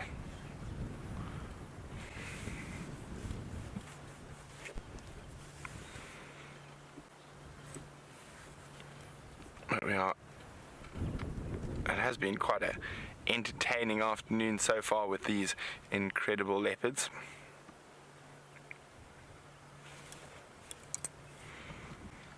And the whole point is you never know what might happen next.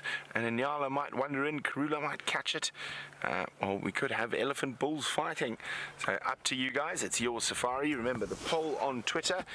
Should we stay with Hosana, Shungile and Karula, or should we go look for those elephants that are trumpeting in the distance?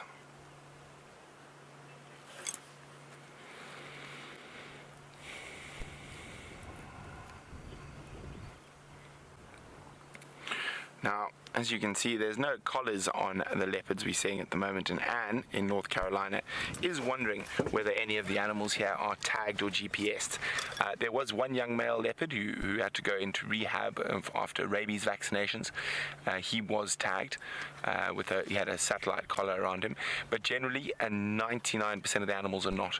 There's the odd buffalo and the odd elephant that come through from Kruger that have collars on, and they are part of scientific studies. So the majority of the animals have no tags whatsoever. The most common one we see with radio collars or satellite collars around their neck is buffalo, and then elephants occasionally as well. Karula's having a cat nap.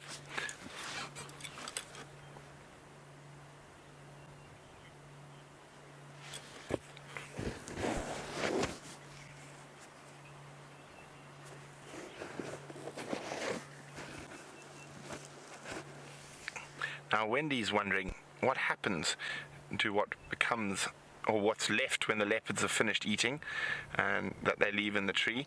And Wendy's said she thought there'd be fur in the tree. Or no, it's quickly dispersed, Wendy. Now, on a little thing like this, they're probably going to eat the whole thing, maybe just leave a bit of the skin, and that will probably be picked apart by raptors, and then you've got carrion beetles and whatnot that will eat the rest. So after about a week or two, there's only bones left, and on a small carcass like this, there's probably not even going to be those.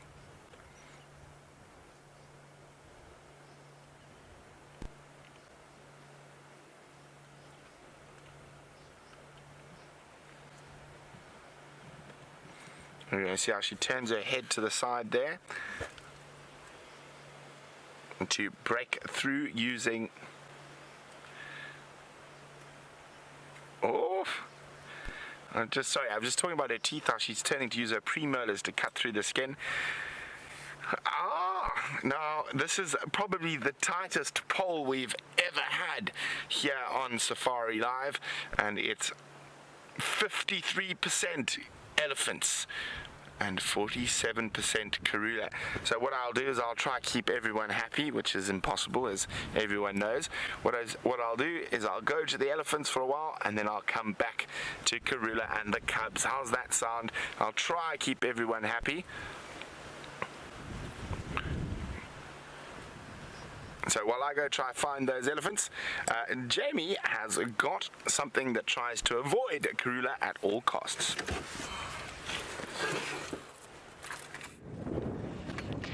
Absolutely, especially at the moment, these very pregnant female impala would really rather avoid all leopards, not just Karula.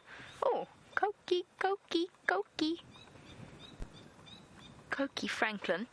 I've stopped, of course, to see whether there are any brand new impala lambs, or if perhaps, you never know, we might just get lucky enough to witness a live impala birth. And yes, of course, most of the time the births will take place first thing in the morning, and a lot of the time the females will move off away from the rest of the herd, but you never know. We might just get lucky. The animals don't read the rules book, and as a result you just never know what to expect. And it really would be quite lovely to get to see the birth of a brand new impala lamb, get to see it take its first steps. Now, David, you wanted to know what the David Impala, no, sorry. You wanted to know what the impala survival rate is. I actually don't know. I'm trying to think off the top of my head what sort of roughly it would be. I would guess it's somewhere around 40% of them will make it to their first year, possibly a little bit less, but I would say around 40%, maybe a little bit more, just by sheer numbers, because that, of course, is the impala strategy. All of the adult female impala will fall pregnant, or almost all of them, 99% of them will fall pregnant. At the moment, with the drought, we might possibly be looking at an 80% birth rate as opposed to a 19% birth rate. Either way, the population of impala grows about 20% per year. I'm not sure the exact figures of impala survival or mortality rate. It'll, of course, differ from area to area, from place to place, depending on your concentration of things like leopards, wild dogs, cheetah, lions to a degree. But, of course, lions tend not to target impala when they're in big or larger prides. I'm sorry, I seem to have lost my facility for speech. It'll come back, hopefully, eventually. Now, I'll try and find out for you, and I'll try and find out exactly what the statistics are, if not for the northern Sabi Sands, then at least this particular part of the Greater Kruger. I think it would be truly fascinating to work out exactly what it is. And we could probably figure it out if we sat for long enough and tried to do the mathematics behind it. It'll be interesting as well to see the impact that the drought has on the number of births. Very, very interesting indeed. And see whether or not any of the whether there's actually as high a birth rate as normal. There's lots and lots of pregnant females here. Ladies? Any babies? I don't see any little ones. Lots of tails up, but none that are in the process of giving birth. It was hopeful. You just never know. Some of them look like they are due to give birth any second now. As in it could happen in the next few minutes, the next few hours. They are so bulging. Isn't it incredible that the animals out here have this ability, that an impala ewe has the ability to produce a baby that is, when it is born, is fully capable of, and this applies to all of the animals, not so much the predators, because of course their babies are a lot less developed, but in the space of a few months she produces a baby that can stand up and can walk around and can run within a few hours of being born, is capable of surviving out here, and at the same time she manages to stay athletic enough to be able to escape from things like leopards and lions and wild dogs. It's an extraordinary feat of nature. And it's not just impala. Of course it's not just impala. There are lots and lots of mammals that are a prime example. But for most human beings, they need a degree of internment. And yes, I know lots of mothers or mothers-to-be that have managed to stay relatively active and fit. But to sprint away from a lion or a leopard when you're that pregnant, it's truly remarkable. A true feat of nature. Oh my word. Let's I think get out of this open area before we take off and blow away and have to do the rest of the safari sort of Mary Poppins style, dangling without any control whilst being blown. We might have really good signal up there. Maybe not. It depends on how far the wind would blow us. As we trundle about, we of course are relatively sheltered from the wind. Let's go and have a look and see how Byron is coping with it. So I'm just taking a little bit of a break under these marula trees. No need for shade, but just getting out of the wind a little bit. But I have found something very interesting and I'd like to show you. You can have a look at this, everyone. Can you see that? Now, these are marula seeds. These are little marula pips or seeds. And the marula pip, and what's interesting is you can see these little holes around here. And what has caused this are squirrels. So these little tree squirrels that we see running around, what they do is they chew on the outside of these little seed pods or they're seed pods or what's the word, nuts. But inside they do contain a nut, and that's what the little squirrels are trying to get to. They try and get to that nut, and there's some other signs that not just animals but people used to live in this area. And why I say that is also the people would, and a lot of locals will take these marula seeds and break them open, or pips, break them open, and then they get to the tasty nut inside and they eat them. Very, very tasty, and I have tasted it before. It is really nice, beautiful nut inside, and that's why some of these big marulas are here. Now that is linked to something else. So a lot of these big marulas probably would have been planted here, and the reason I say that is there are signs of villages that used to be in this area, and we know there were villages, natural villages or locals that lived in this area that had small little villages or holdings where they would stay and have their livestock, and some of them would plant these marula trees so that they could use the marula fruit in the summer for drinks that they would make. It's like a local beer or a home brew that they would make out of the fruit. They would eat the fruit, very rich in vitamin C. And there's some other signs around here too, and here is one just over here that I'd like to show you. Now you can see this is old and rusted and broken, and what this is, everyone, is the remains of a pot. So what actually happened, and let me try bend it back to what it would have looked like. So this would have been one side of the pot. Oh, oops, there we go. This, see how old it is, old and rusty. But this would have been the one side of the pot.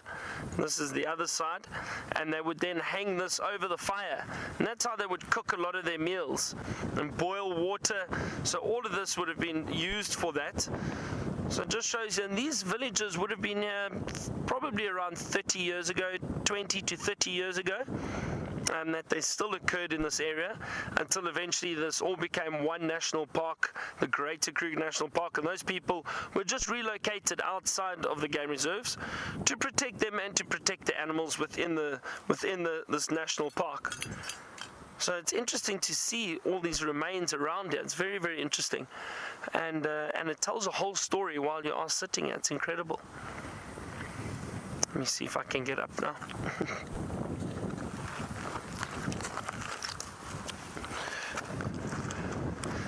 And then what else have we got here? Some fallen over marulas. Looks like a marula stump that's fallen over. Let's have a look underneath. Oh, it's quite heavy. Oh, there's some termites in that under there. A few little termites. There we go.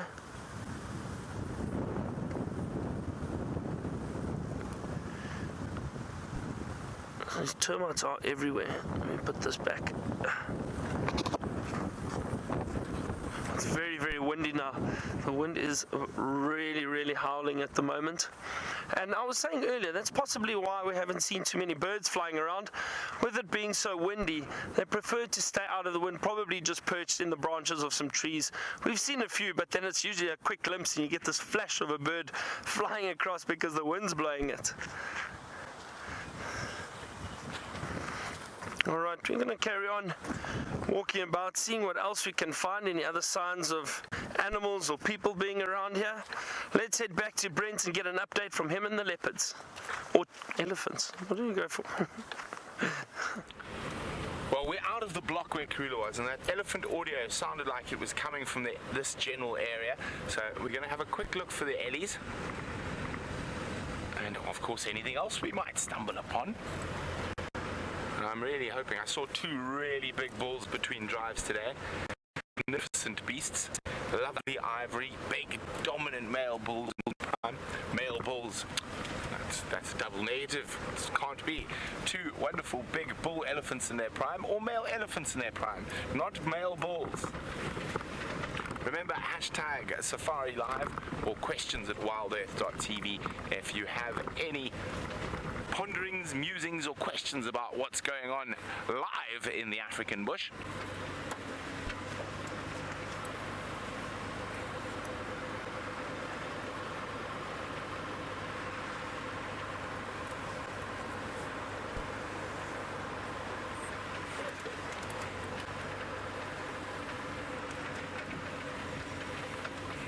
Where could you be, Elefantes? So I would say it's somewhere from around here towards Twin Dams where I could hear those ellies.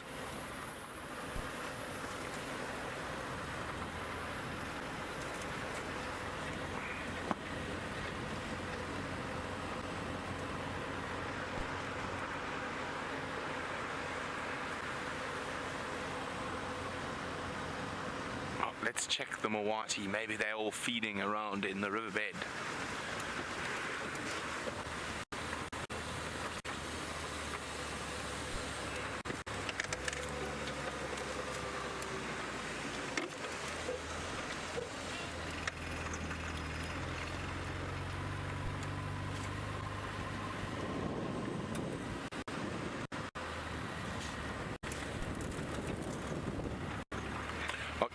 In Canada would like to know who is the Kruger Park named after someone?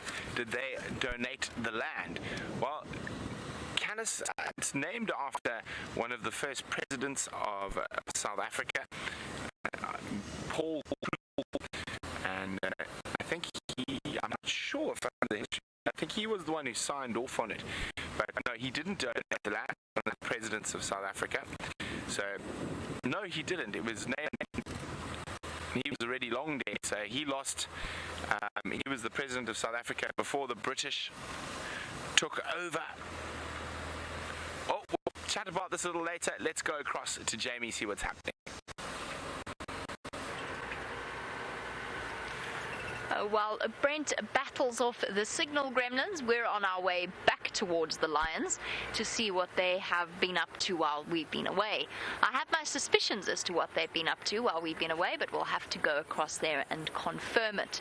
Of course, as this weather, I'm not entirely sure where this weather's coming from, so I want to try and predict what's going to happen. I've had a few drops of rain falling upon me, but which is they're just blowing in thanks to the wind.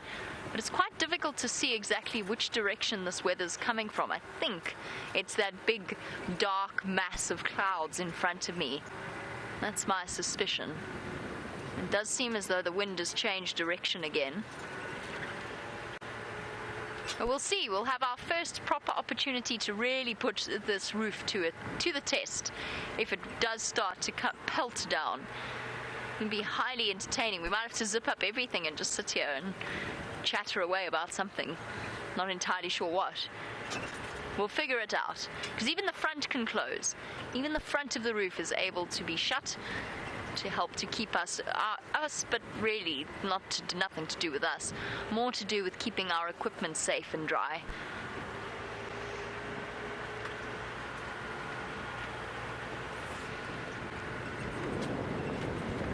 No, stay, hat. It's the one minor problem with having a microphone in the hat.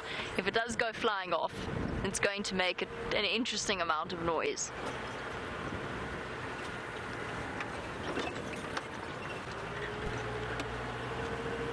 Everything's hiding away. I'm hoping that this impala herd... Oh, is it just one impala? Two impala. Oh, they're having a little of a scuffle. No, don't worry. Carry on as you were. As you were, you two. And while we watch these two impala as they size each other up, one of them seems to have slightly injured his eyes. Jay, you wanted to know if there are any springbok in the Kruger National Park. And no, Jay, no springbok here. More towards the western area of South Africa, so the more arid side of places, like the Karoo and the Kalahari, the southern Kalahari, those areas. There are basically the impala equivalent of those areas, and they're essentially just slightly better at coping with drier conditions. Well, it's very easy to see who the aggressor is here. The one who wants to fight, the one on the right, is also much larger. The one now in front of us with the slightly lighter colored eyes is not as keen on the whole deal, and in fact really just wants to get away, but he's not being allowed to. That big guy is kind of like the school ground bully. And this one, the one who wants to get away, doesn't want to turn his back on the aggressor. Every time he turns, he feels as though he's about to be chased.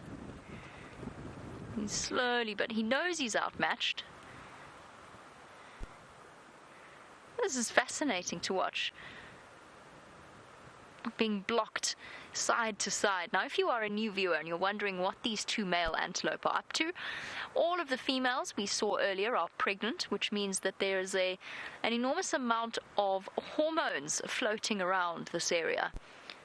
And as a result, the impala rams have become a little bit confused and they think it's breeding season. And they go into what's known as a false rut. He hasn't injured his eyes. I actually think he's got mange or some kind of skin infection around his eyes and his ear. That's why it's so dark. That's why his eyes look so much darker. But it does really make him look like the bad guy in all of this.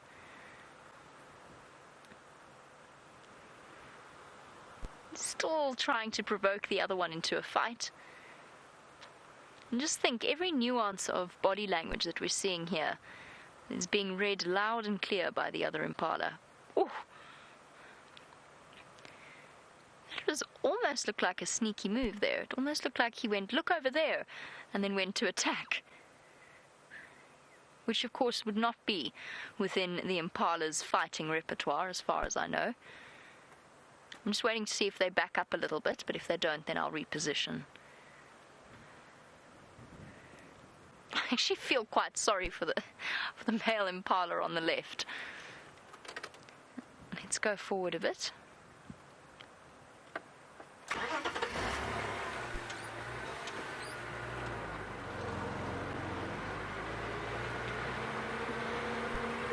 I'm sort of imagining this scenario in my head as one of those, I don't know, I suppose you could describe them as a bar fight, but essentially where one human is far more aggressive and the other one just wants to get out of the situation that he's found himself in, but at the same time it doesn't want to turn his back on the aggressor.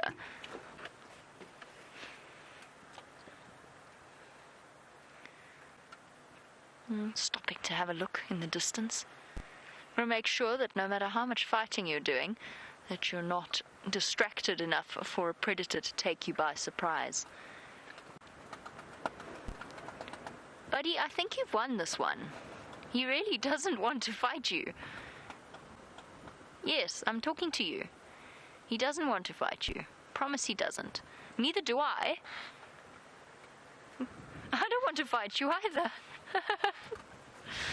I think it's the roof. I don't think he knows what to... Unless there's a leopard walking behind me, which, if there was, I wouldn't see.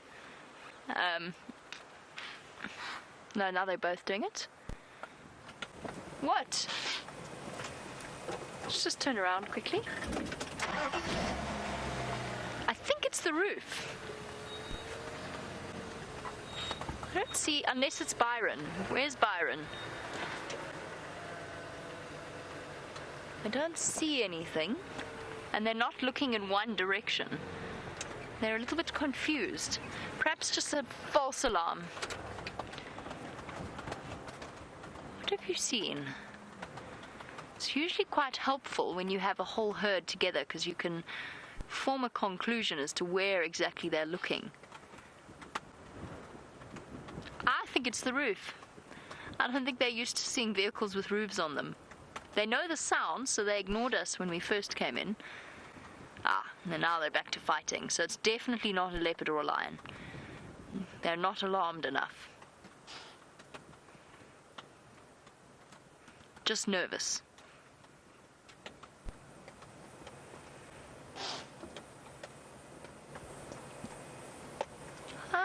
And one on the left is now actually showing the odd sign of aggression. No. Yes. It's just me.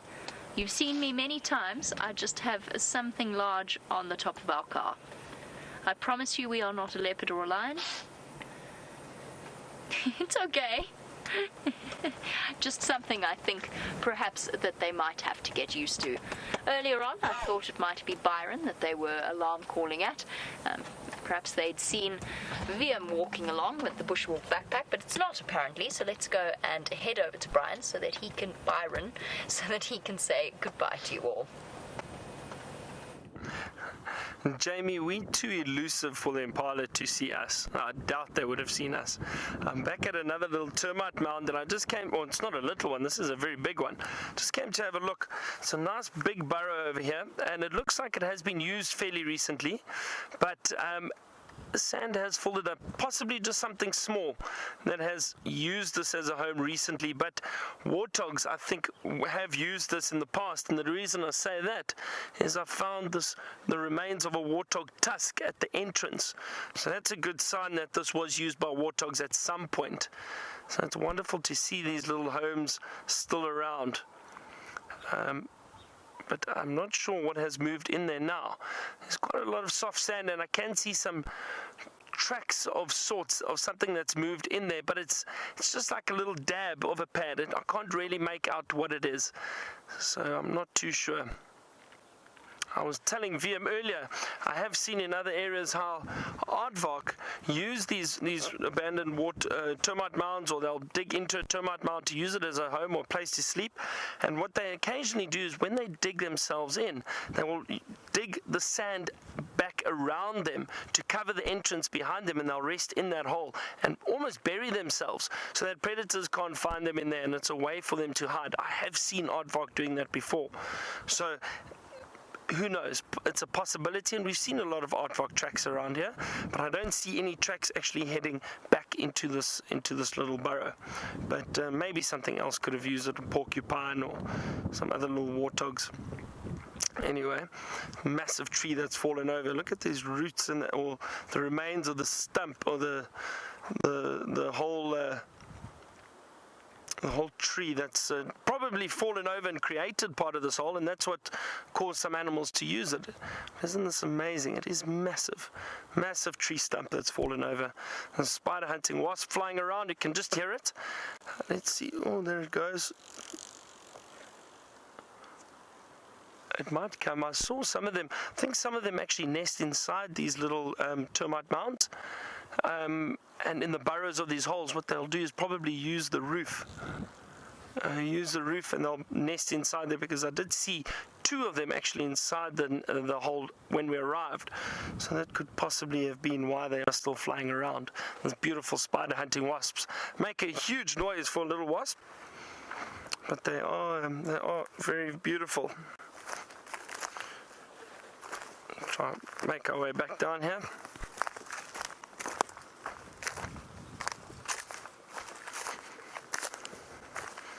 Some old zebra dung over here, and this zebra dung is actually it's kidney shaped. Well, they say it's kidney shaped. It looks a little kidney shaped. Can you see that? And this is old zebra dung, very old, very dry. Let's see if I'll probably break it right open. It's just grass, everybody. You can see all the grass and plant material inside there. That's all that's in the zebra dung. See, not a very efficient digestive system, not like impala or some of the other antelopes. But anyway, we've had a wonderful walk. I hope you all have enjoyed it with us this afternoon. On this windy afternoon, we're going to go and rest our weary legs. So a big thank you to Herbert and VM on camera this afternoon. We will see you all tomorrow morning. I think I'll be back on a vehicle. But let's head over to Brent, who's going to continue his drive and see what he has.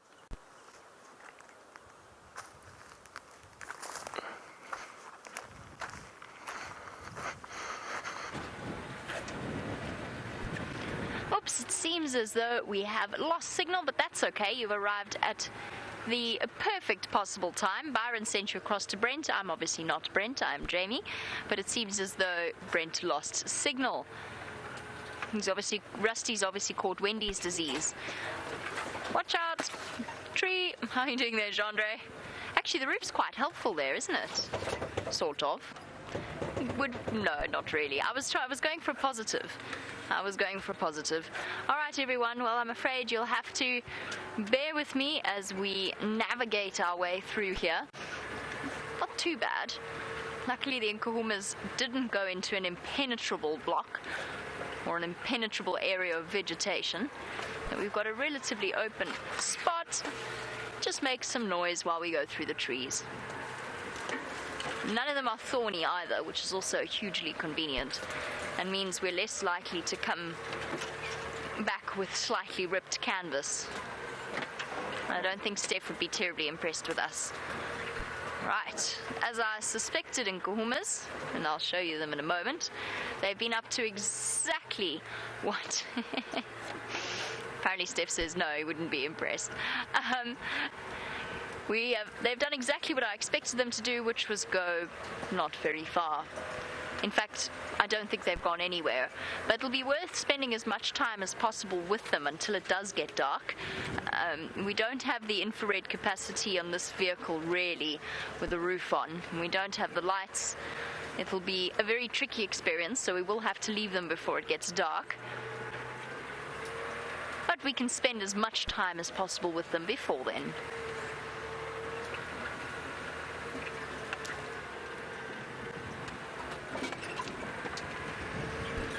Okay, here's the tricky bit.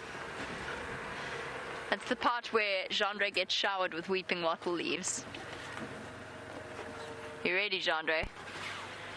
I'm going to add some more to your shame. Poor Gendre has just swept them all up.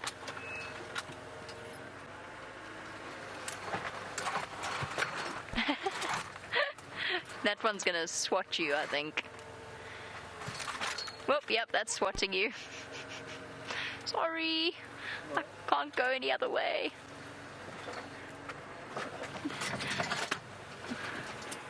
Oh, good. Now that we've managed to maneuver through it and reach the lions, Brent's also managed to find some signal in the leopards. Let's head across to him.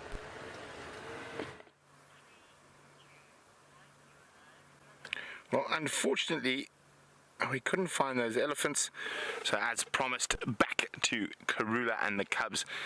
Now, in our absence, it looks like Shongile has eaten the whole head of this baby Inyala. She's now busy on the neck. Still no sign of young Hasana. I'm sure he's off causing trouble not too far away. And Queen Mother Karula is catnapping to the right of us.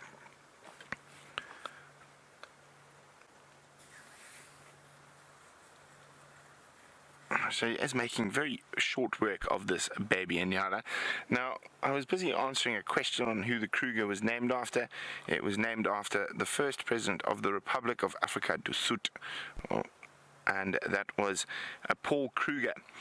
It was named after he had obviously passed away quite a long time before he lost the first Boer War against the British. So it was named in his honor, but many years later. So that's who Kruger Park is named after. Now, if we look around, there is Queen Karula, eyes closed, but yet napping away in quite a convenient little dugout there that's been dug obviously by elephants trying to get to the roots of looks like a grevillea bush, a raisin bush, but it makes a nice leopard bed for Queen Karula.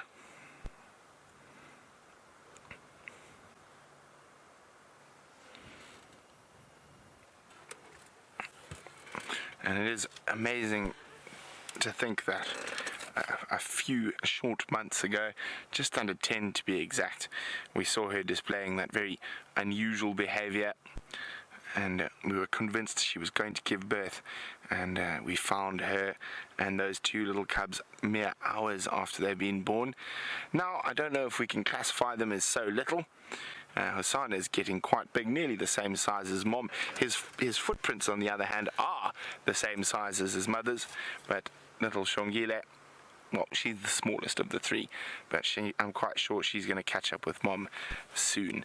And Karula has done such a fantastic job rearing this litter of leopards, and she is a fantastic mother, very, very successful at raising cubs to adulthood. One of the most successful leopards I've ever encountered.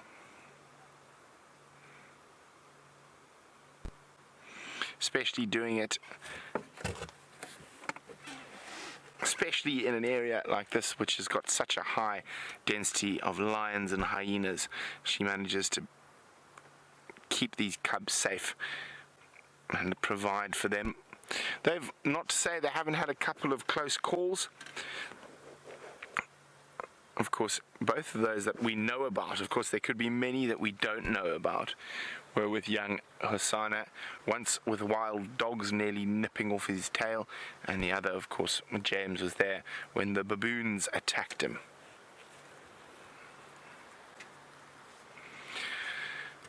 Now, little Shongile seems to be far more street smart than her bigger older brother, and even earlier, when I think Hosana disturbed some Inyala in the drainage line and they started alarm calling, Karula ran off in that direction. Shongile was down and out of the tree in a flash and off towards the opposite direction of potential danger. Now that can only bode well for her future survival if she's a street smart cat.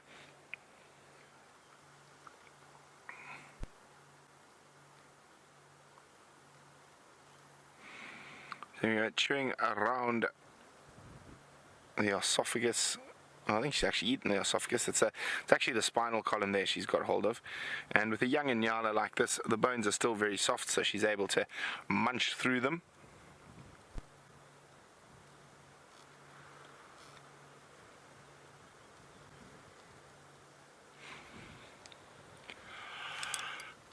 Enjoying her time at the carcass after Hosana made a little piggy of himself. He ate most of that. I don't think Karula's eaten very much of this carcass at all. She had fed a little bit off the rump when we found it this morning, but I think she's left the majority to the cubs.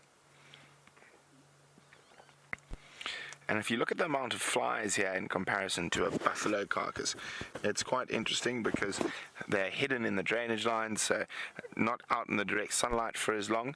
So far less flies on this little Inyala carcass. Of course, it's not nearly as big, and maybe the flies' sensory organs don't pick it up as easily.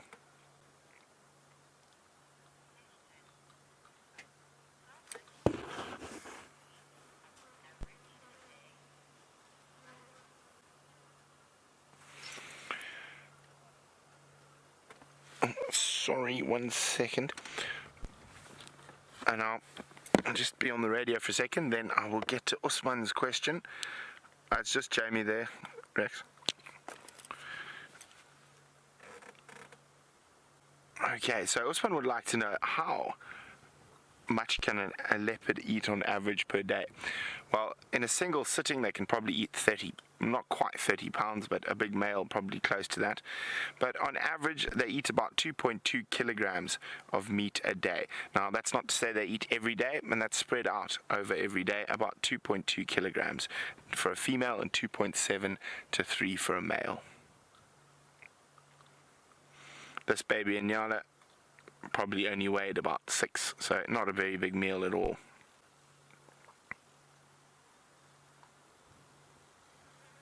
Oh, got a big bit there, nearly off. There you see how she uses those molars and premolars as a big pair of scissors to cut through the tough bits.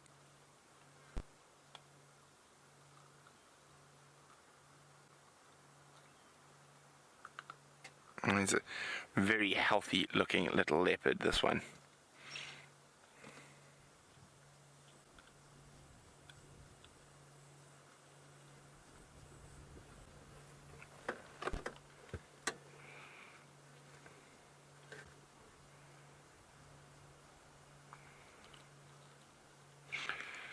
Now, it is quite dark and ominous and stormy skies. I still don't believe it's going to rain. I hope I'm wrong, but I don't think so. I think the clouds are a bit too high to bring any serious rain in.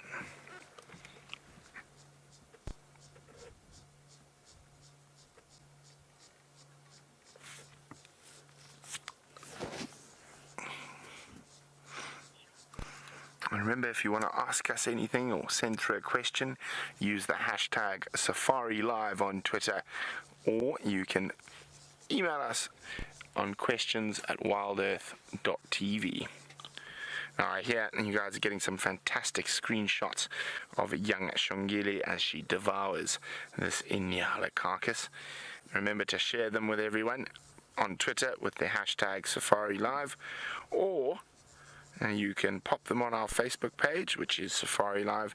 And of course, there are many wonderful groups out there started by you, the viewers, for the sharing of screenshots and discussions about what happens on Safari Live. Excuse me. So by all means, share them on those groups if you're members as well.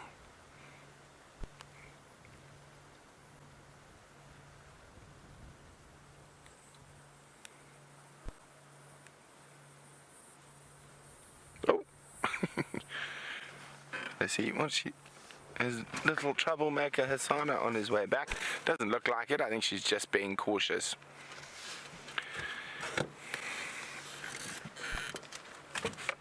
Now, Jess is wondering, is it true that leopards can survive for a long time without drinking water? Indeed it is, Jess. They are not water dependent. Now, to survive without water, they have to have lots of kills, so they can get enough moisture from the blood of their kills to survive without having to drink. Now, of course, if there is water available, they will drink regularly, and I'm quite sure once these lot are done here, their next stop will be the closest pan. Well, I think there's going to be no meat left in a matter of minutes at this rate. Hungry little girl.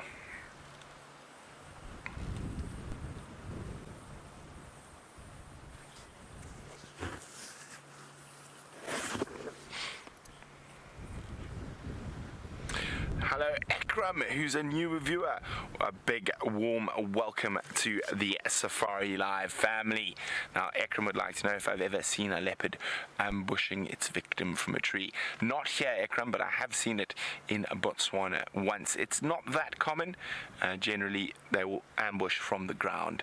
But there's quite a lot of risks at leaping from high trees onto animals that they might injure themselves, and if they injure themselves, they can't hunt. So normally, they will stalk along the ground and get into an ambush position. Now, we have seen the leopards in Karula in particular, or we've seen her make 2 live kills while on safari. So it is possible maybe one day we will see a leopard here on Safari Live leap from the top of a tree onto unexpecting antelope.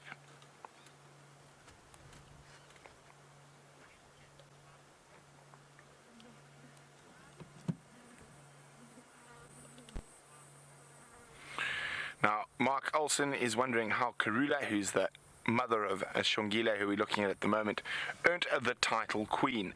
Well, Mark, I think she earned it even long before, let's go back to Karula, long before, oh, she's fast asleep now, long before I arrived at Safari Live.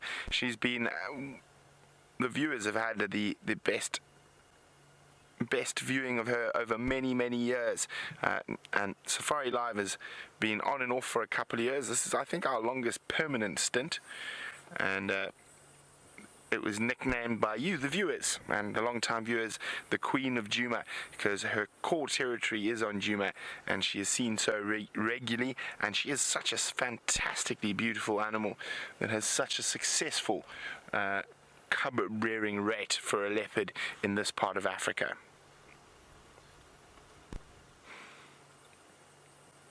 Now she's going to continue her cat nap. Still no sign of young Hasana. I wonder where he's causing trouble. Somewhere down there, I would guess. That's where he was last seen.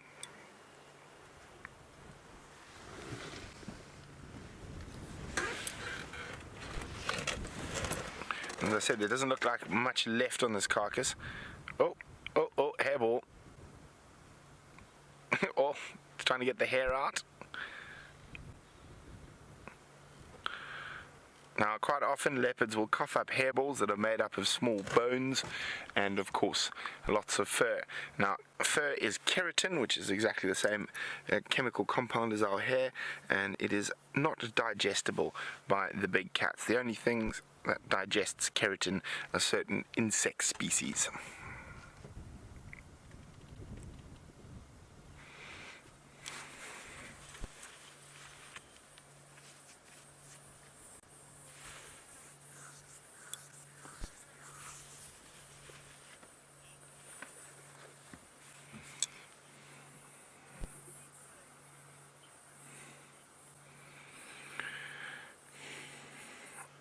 Now, Meg has asked quite an interesting question about whether leopard siblings would ever interbreed, or would they know that they're siblings if they had to meet in the future.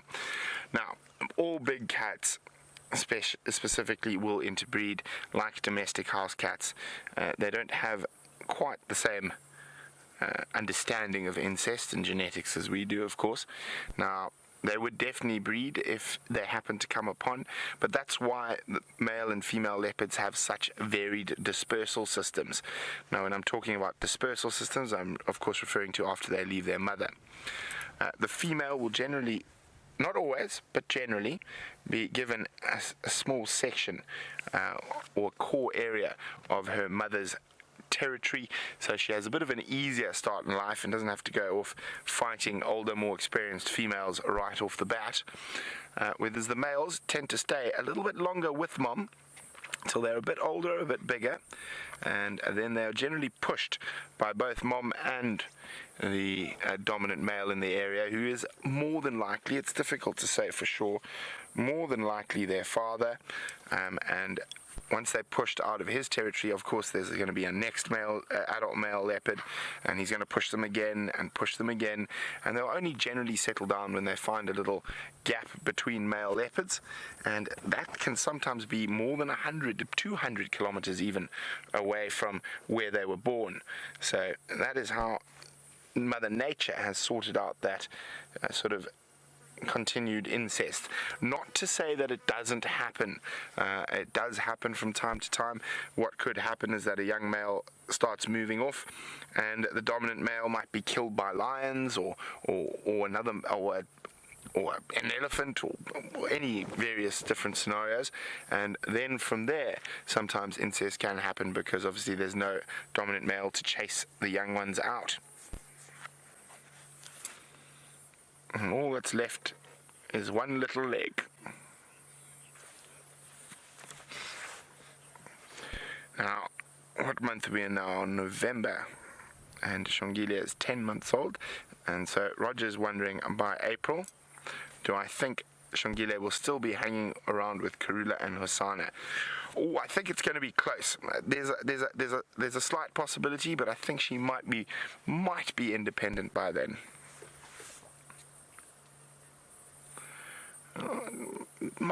She might stay to 15, 16 months old, but normally around between 13 and 16 months is a normal sort of age for a female leopard to get independent.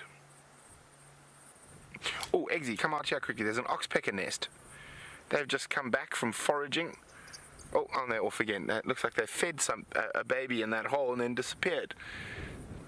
Okay, well, off they went.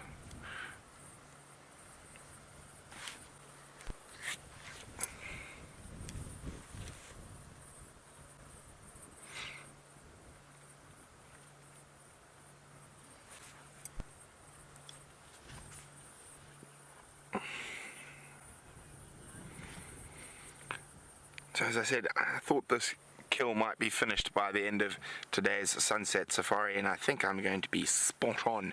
But while we sit and see what happens with these big cats, Jamie's got the biggest of cats.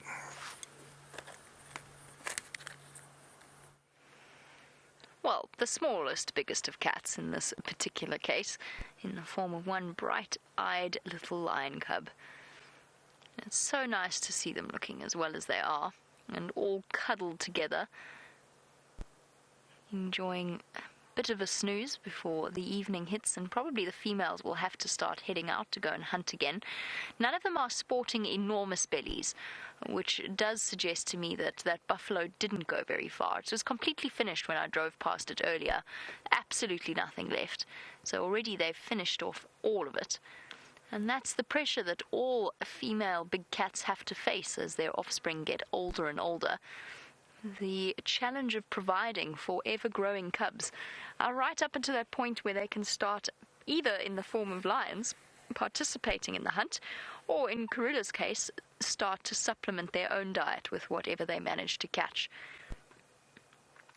But for the next few months, both sets of mothers, whether they are Nkuhumas or whether they are the leopards, will be faced with challenging times ahead, just in terms of managing to keep their growing families fed.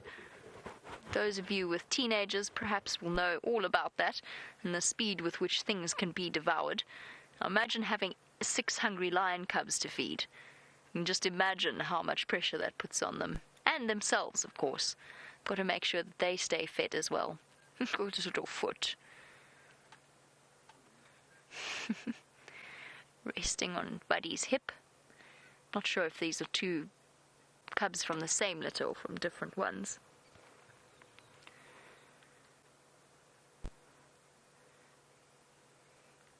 Now there's definitely been a change in the lion cub's behavior. In this sort of weather, a couple of weeks ago we would have seen them gambling and playing with each other, jumping on each other, stalking. And that's obviously because they're recovering from the ordeal that they've just been through. They are looking a lot better, and they are looking a lot more active. But I think it's going to take them a few more days and a few more weeks before they get back to the point that they were at, where they were as playful as they were. No pouncing for now, no play stalking. A lot of their energy is devoted to healing. I'm looking forward to seeing them get better and better and start their shenanigans and their games again.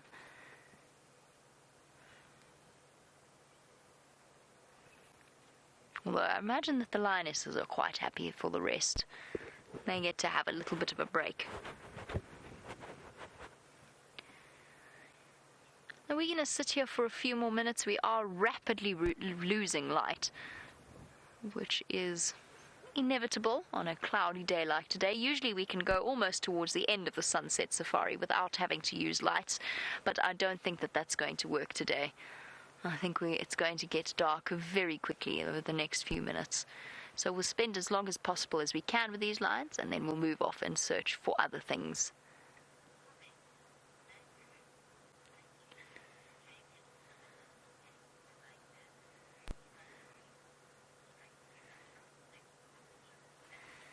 What a lovely message that's just come through from Andrew, who has said thank you to the whole crew for helping to get him through his exams and providing a little bit of stress relief. Well, Andrew, it's an absolute pleasure, and I'm so thrilled to hear that. I'm not sure which exams you were writing, Andrew. I hope that they went well, and good luck if you have any further exams to write, but I'm glad that you discovered Safari Live. I wish I had discovered Safari Live when I was busy writing my exams. I did, however, watch a lot of Africam when I was studying in the UK. But I hope your exams went well, Andrew. All the best, and thank you for sending through that message. It's so lovely to hear what Safari Live means to all of our viewers around the world. I know that it reaches right across the corners of the globe, and I know that there are many, many people who are devoted to these animals from afar, and that's the truly special thing about these live safaris. And it's a joy that we have so many people with so many unique stories on the receiving end of these safaris. What do you think, Nkuhumas? Amber Eyes? Would you like to wish Andrew good luck? Ah, that's not Amber Eyes. She's moved. Judging by the fact that that's a lactating lioness, that's definitely not Amber Eyes. She must have shifted to the puddle of lions on the right.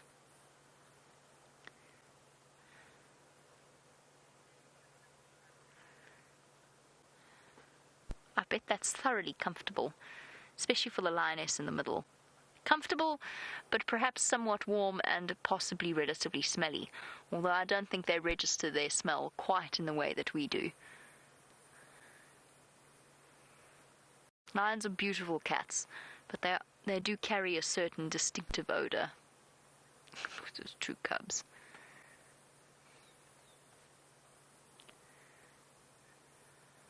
So sweet. That combination of legs, I'm not sure whose legs are whose there.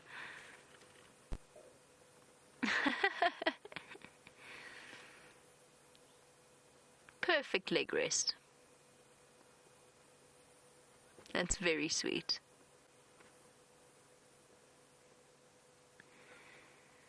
Okay, Nkuhumas. I think that it is probably nearly time for us to start leaving. It is getting darker and darker, as it does. I remember one viewer once, long ago, who was not entirely convinced that these safaris were live, based on the fact that when we started the safari it was dark, and by the time we continued the safari it was light, and therefore couldn't possibly be live. It was, of course, the sunrise safari. Was the morning, which is, I suppose, fair enough. You've got to be very careful with what you see and what you believe on the internet, but that was highly entertaining. Ha! I've caught you out. It was dark when you started and now it's light. No, that's when the sun rises. Alright, I'm going to start making my way out, see what else we can find as night falls. Let's go back to Brent and those leopards while he can treasure the last few moments of light.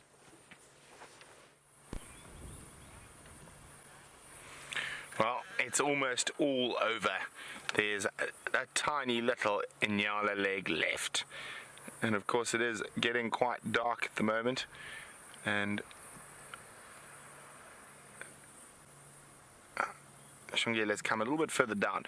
But the only real thing that changed while you were gone, I don't even know if you're going to be able to see, is that Karula got up from where she was lying. And she's now lying right next to the car. Can we not even see a piece of her? There we go. There's her tail. She's so close to us that we can't actually move. She's lying right next to my front tire. And, well, honestly, would I want to move is the question. And the answer is no. I'm very happy sitting surrounded by two of my favorite leopards. And we don't know where Troublemaker Hosana is, but I'm sure he's around somewhere close by. And Karula keeps looking off towards the drainage, so I'm sure he's there.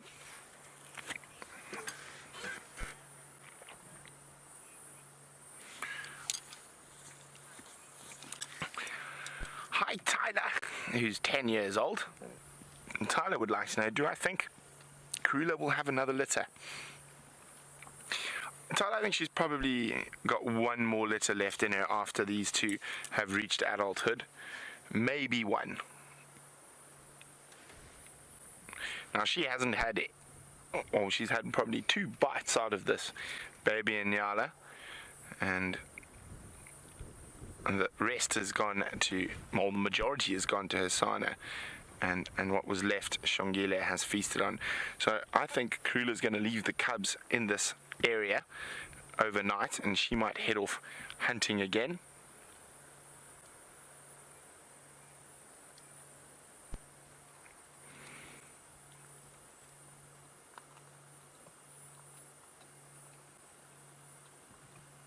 Here we go. That's the last of it. Is that she going to eat the hoof on this one?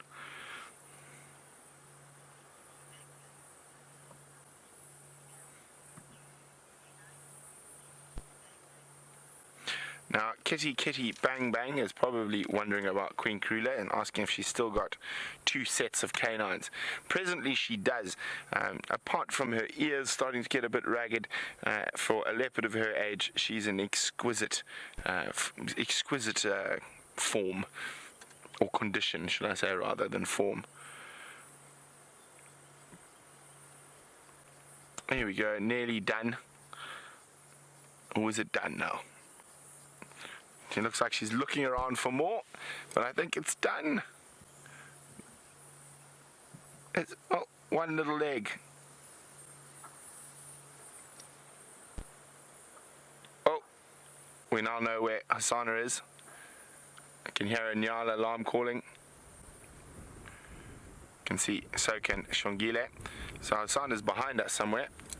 Karula is running off. Now look at Shongile. That's why I say she's a street smart leopard. As soon as there's the slightest hint of a threat, she is ready to dash out of here.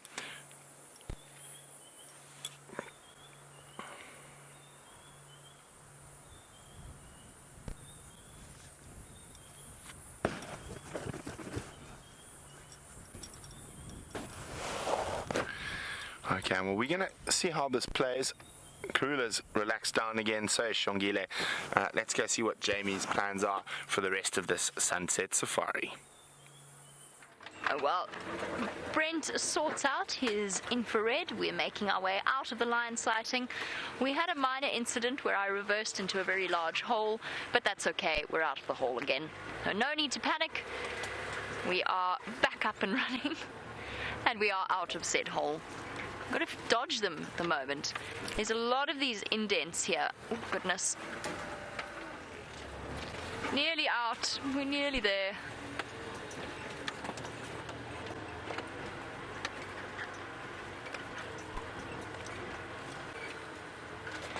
Now, Steve, you were wondering about whether or not the roof has affected the reactions or made the animals look at us in any way differently than normal. And one of my, not concerns, but one of the first thing I did was when I approached the lions the first time we tried out this roof, was to double check and see whether or not they responded differently, whether they showed any signs of anxiety, whether they were concerned. Bear in mind, of course, that we're not the only vehicle with a roof. There are other vehicles that do, particularly for people with small children and with the beating harsh sun. They will often utilize roofs as a way of keeping the kids sheltered from the sun. So, no, not really. The one animal I was slightly concerned about earlier was I saw some elephants quite far away, and I was a little bit concerned that perhaps not because of the roof itself, but because the sides started to flap quite loudly. They were whacking the side of the vehicle, and I was wondering whether or not we weren't very close to them, we couldn't go off-road after them, obviously, so we didn't see, oh goodness, trying to remember how to drive. We didn't see any kind of adverse reaction from them, but it would be interesting to see how they would react. And it wouldn't be because of the roof, it would be because of that flapping motion and the noise that accompanied it. They might have interpreted that in a different way to the way that it's obviously intended.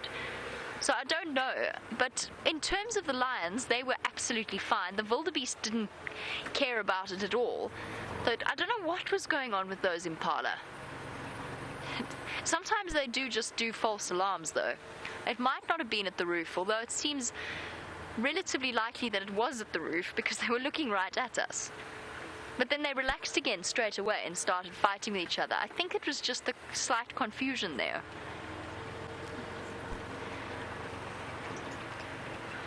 But I doubt we'll see any adverse reactions from animals. Most of them are accustomed to safari vehicles with roofs as well. Ooh, here it comes. We might just make it to the end of the sunset safari before the storm arrives. Or it could go completely past us, which in the past has been the pattern, and it's always been slightly devastating watching these huge storms roll in and then just disperse off one way or another. Whether it's to the east or to the west of us, they have often disappeared. I'm looking for hyena, by the way, for the last few moments of the sunset safari. We're in the right place. They all seem to move around the Manyaleti side, Buffelshoek, Sydney's Dam, Jacana Dam, all of those water holes to the north of us, hoping we might get a chance to see them pop back onto Djuma. It's the right time of day for them to start moving. So that's my plan for the rest of the evening. Feels like forever since we last saw a hyena.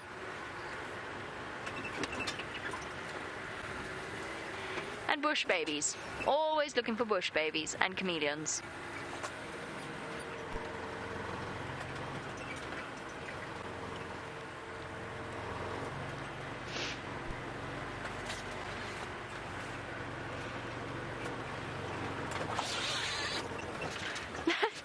Some of the sound effects are terrifying with this roof on. It just takes a little bit of getting used to.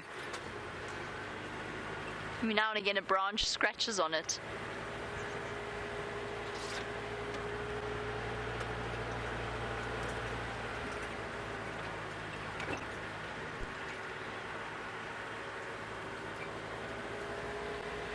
Let's see what we can find. Actually haven't been up this side of Djuma at night in quite a while. Not since the Mara shows. Let's see if there's any. There's lots and lots of evidence of porcupine in this block as well. So perhaps they'll decide to pop out. Still haven't seen a porcupine. I'm finding it slightly peculiar that I've lived here for this long and still haven't seen a porcupine here.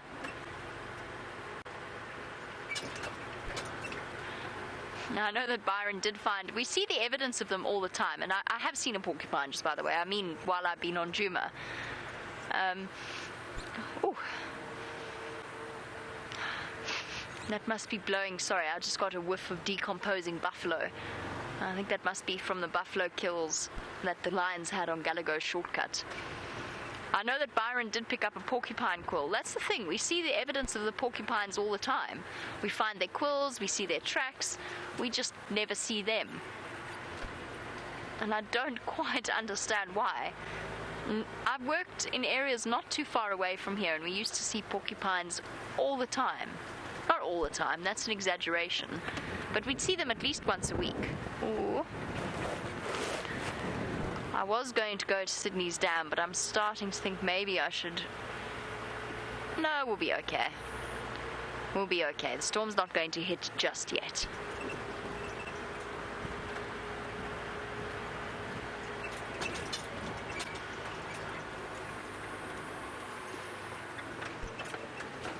Oh, sorry, impala. Spotted some impala there. Hey, little gecko, and something else. Sorry, Jandre, I know this is a tricky spot for you, and now I can't see my monitor. Look at that. See if you can spot it. Go up a little bit, Jandre. No, sorry, he's just popped out. There was something that was in there and then went back, came out and then went back in. Have a look at our gecko with the most amazing camouflage available to it. I love gecko.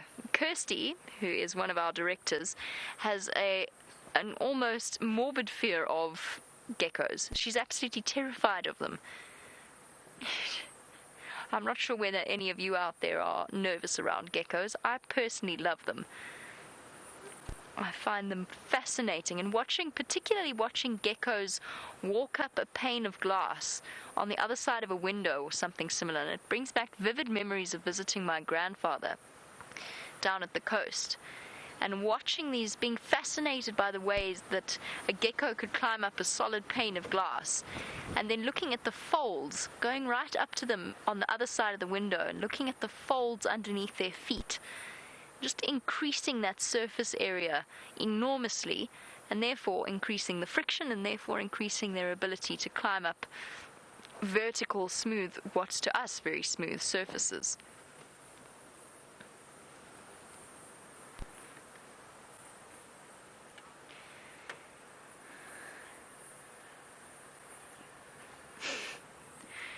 Albeit, you say cool, it blends in so nicely, but how did I see it? Sheer fluke. To be honest, I would like to sort of spin you some kind of story about it. It's a special guiding technique. It's not at all. It's not like seeing chameleons, which shine white at night, because of course they no longer have to bother with their camouflage. This particular thing, I saw the hole in the tree, and I looked at it because I thought something exciting might be living in there. And as I looked at it, the gecko came out, so I saw the movement. So that's how I spotted it. And I'm not going to try and claim any kind of special talent there. It was sheer luck. Little tongue coming out, cleaning the outside of its mouth, and then he's going to go on the hunt for things like moths and praying mantids and other such things. There's one gecko in our house that we have nicknamed Goliath, or I've nicknamed Goliath, because it's huge.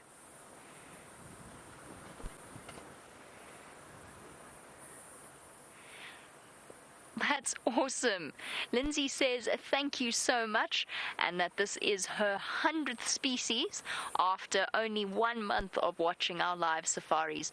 Lindsay, hold that thought, because I'm going to have to go back, get my reptile book, have a look at your screenshots, and have a look at exactly which gecko this is. Because there's actually several different species of geckos, and it's not a thick-tailed gecko from what I can see, so I'm going to have to go and double check, because I have to confess I don't know each and every single gecko species that we get out here. But Lindsay, it's a pleasure, and I'm amazed that you have managed to rack up a total of 100 species in a month's worth of watching our live safaris. How cool is that? And that's something we encourage all of our viewers to do, is to keep a list of, well, it doesn't have to be everything we see, but everything is not a bad way to start, because we do see some truly amazing things. Lindsay, I don't know if you were watching this morning, but we had a really lovely and quite unusual sighting of a tree agama with its bright blue head running across the road. That thing really is next to invisible. If it hadn't moved, I would never ever have seen it. There's no way on earth. If I drop the spotlight slightly, I mean, sure. That was just lucky.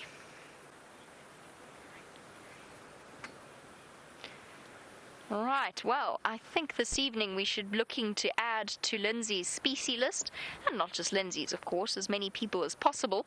Let's go off in search of the creatures that roam the bush in the evening, and go over to Brent for now. Yes. We've got a long distance visual of something. It looks too big to be a bush baby. Now, so right in the center of my spotlight there. There. Is it a bush baby? Are we on super zoom there? It's a genet. It's a genet, I think. Night vision, maybe, but I think it's a bit far for that. We can try it. There's a genet in that tree, but he's now just turned his bottom to us. No, there we go. You can try it. Sunday's going to try night vision and a super zoom. It's going to be a bit grainy, but I just want to see what it is. So normally when you see an eye there, it's too bad. It's a genet though. I can see from here just the shape, the genet in that marula tree. So it must have a nest there. You can just see its eye there. Well, anyway, it's a bit far off in the bush there. We'll keep checking for other little nocturnal critters.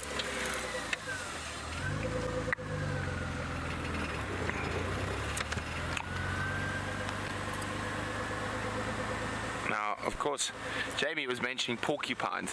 Now, again, I, like Jamie, have seen all the tracks, found all the porcupine quills, but to this day I have not seen a porcupine on Djuma, which is incredible considering the amount of time we drive around.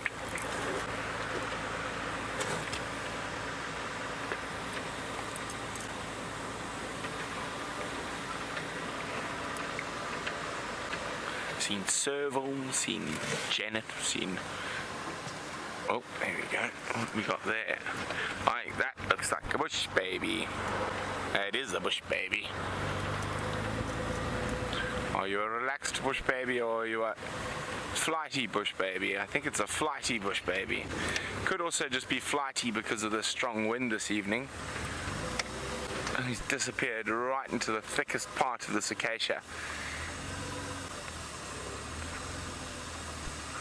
No, flighty bush baby.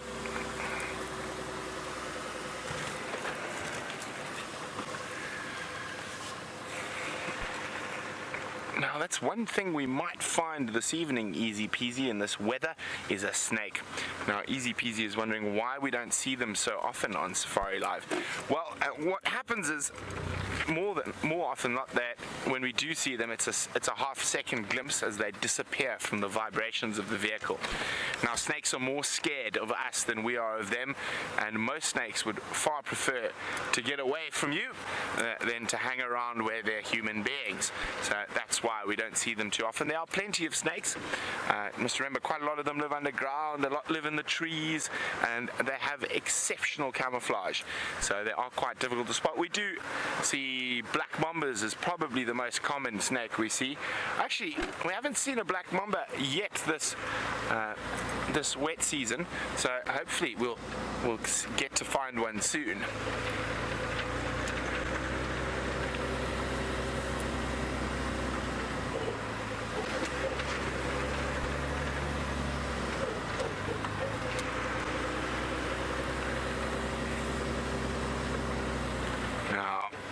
If we'd had a little bit of drizzle, a little bit of rain, I would say it would be even better for looking for snakes. That's generally the best time. Now, a lot of the snakes out here eat all sorts of little critters, but specifically the spitting cobras and lots of those things like frogs. So if you get a little bit of rain and the frogs are out and about, there's always a good chance of finding a snake.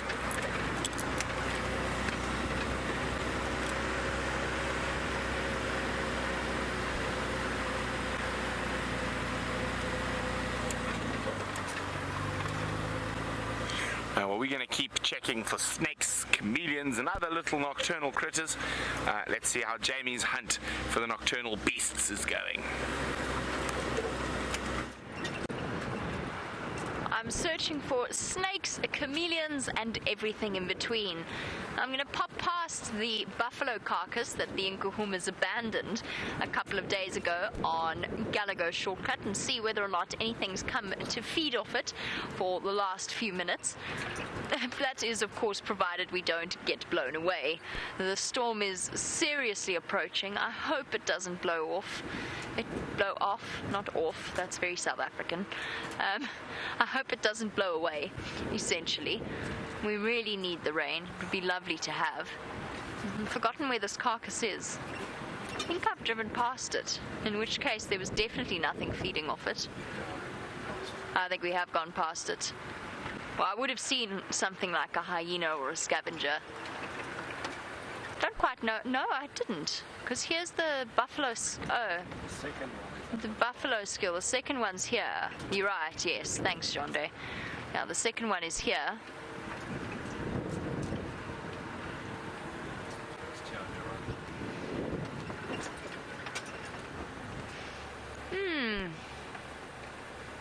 Yes, there's the second one. There's absolutely nothing left.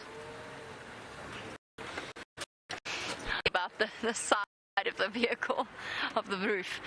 Now, Dark Tranquility, you wanted to know whether or not the porcupine are nocturnal. Yes, they are. Strictly nocturnal. You might occasionally see them wandering around during the day, but it only really happens in winter, and even then it's relatively unusual, and usually because they've been disturbed. At night they go down into their burrows and they hide away underneath the ground. So they are nocturnal, and in summer, there's a general trend that the nocturnal creatures come out a little bit later than they do in winter. And that's just a temperature-based thing. Whereas in winter, even as the sun starts to set, you've got a better chance of seeing civets and genets and all sorts of things moving about a bit earlier. Pangolin. Winter is the best time to come to South Africa if you would like to see a pangolin. Particularly if you go and visit somewhere in the desert, in Kalahari, the southern Kalahari, you have a much better chance of actually seeing a pangolin there. That is a truly rare sight indeed, and my only pangolin sightings have been in winter. I'd love to tell you about Aardvark, but I wouldn't know, because I still haven't managed to see one. One of those bizarre... No, it's a moth. Thought I'd seen a chameleon, but it's a little bit too small, even for a baby. I've lost it now. Can just see it fluttering about. The wind's blowing so much. To try and show you what I'm seeing and to try and explain it to Gendre is going to be very tricky. You think you saw it? It's blowing around like crazy on there. But it's definitely a moth and not a chameleon. It's so hidden. It's not your fault at all. I don't think I can get you a view. I think also your added height. The Gendre sits a little bit higher than me, so it also becomes tricky. It was definitely a moth, though. It was a small, pale moth.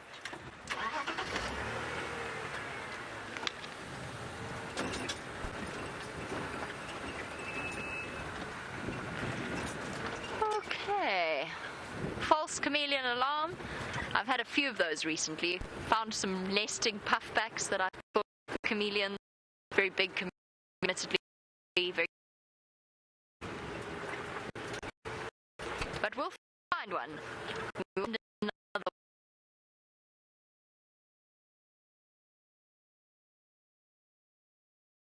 For like 2 seconds. Right. Okay, it seems like Jamie found a gremlin at the end of drive, and so now we're going to play a little game with you here. You can see as you extend beyond the light here, it's completely black. Dark, the dark continent, dark Africa. So I'm going to switch off the light that's illuminating me. And and I need to cover up the monitor. Hang on 1 second. There we go. Now there's no ambient light around. And to the right of me, you probably maybe just make out some trees. Are you ready, Eggs? Ready? Boom! Oh, they moved away in the dark. There was a big herd of impala. We thought we'd try to see if we could find another baby impala with the infrared, but they moved away while we were sitting in the dark. Oh dear, you win some, you lose some. Well, they're the impala.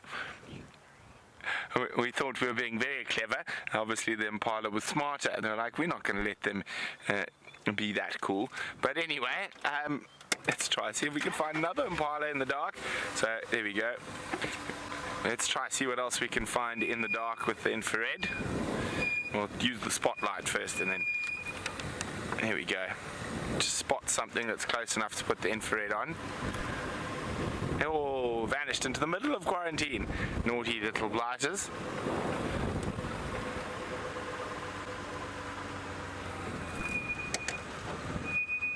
What is that? Oh, we got 1 minute 30 seconds to find something to put in the infrared. I think we're going to succeed. I see a waterback up ahead. Oh, there goes my microphone with my hat. My hat is blown off. Well, at least I never lose a hat in the wind now because it's attached. Okay, I need to see ahead, Eggs. There we go, do that. So here we go. We found some animals to infrared. Hello, waterbuck. I can see you in the dark. Don't run away. Don't be an impala. Here we go. There's some female waterbuck in the dark African sky. Of course, there's no stars and there's no moon tonight, so no ambient light at all, so it is pitch black. Now, like most of the animals, they head out onto the open areas of quarantine to try and find a bit of protection. But we are coming towards the end of the drive, and it's been absolutely splendid having you with us. And am I still green? Yes, I'm still green. I think I'm going to stay green for the last 30 seconds of drive. No, Eggsy, I like being green. But anyway, it's been absolutely wonderful. Lions, leopards, unfortunately we couldn't find those elephants, but you never know what's going to be out there on the Sunrise Safari. So see you tomorrow morning.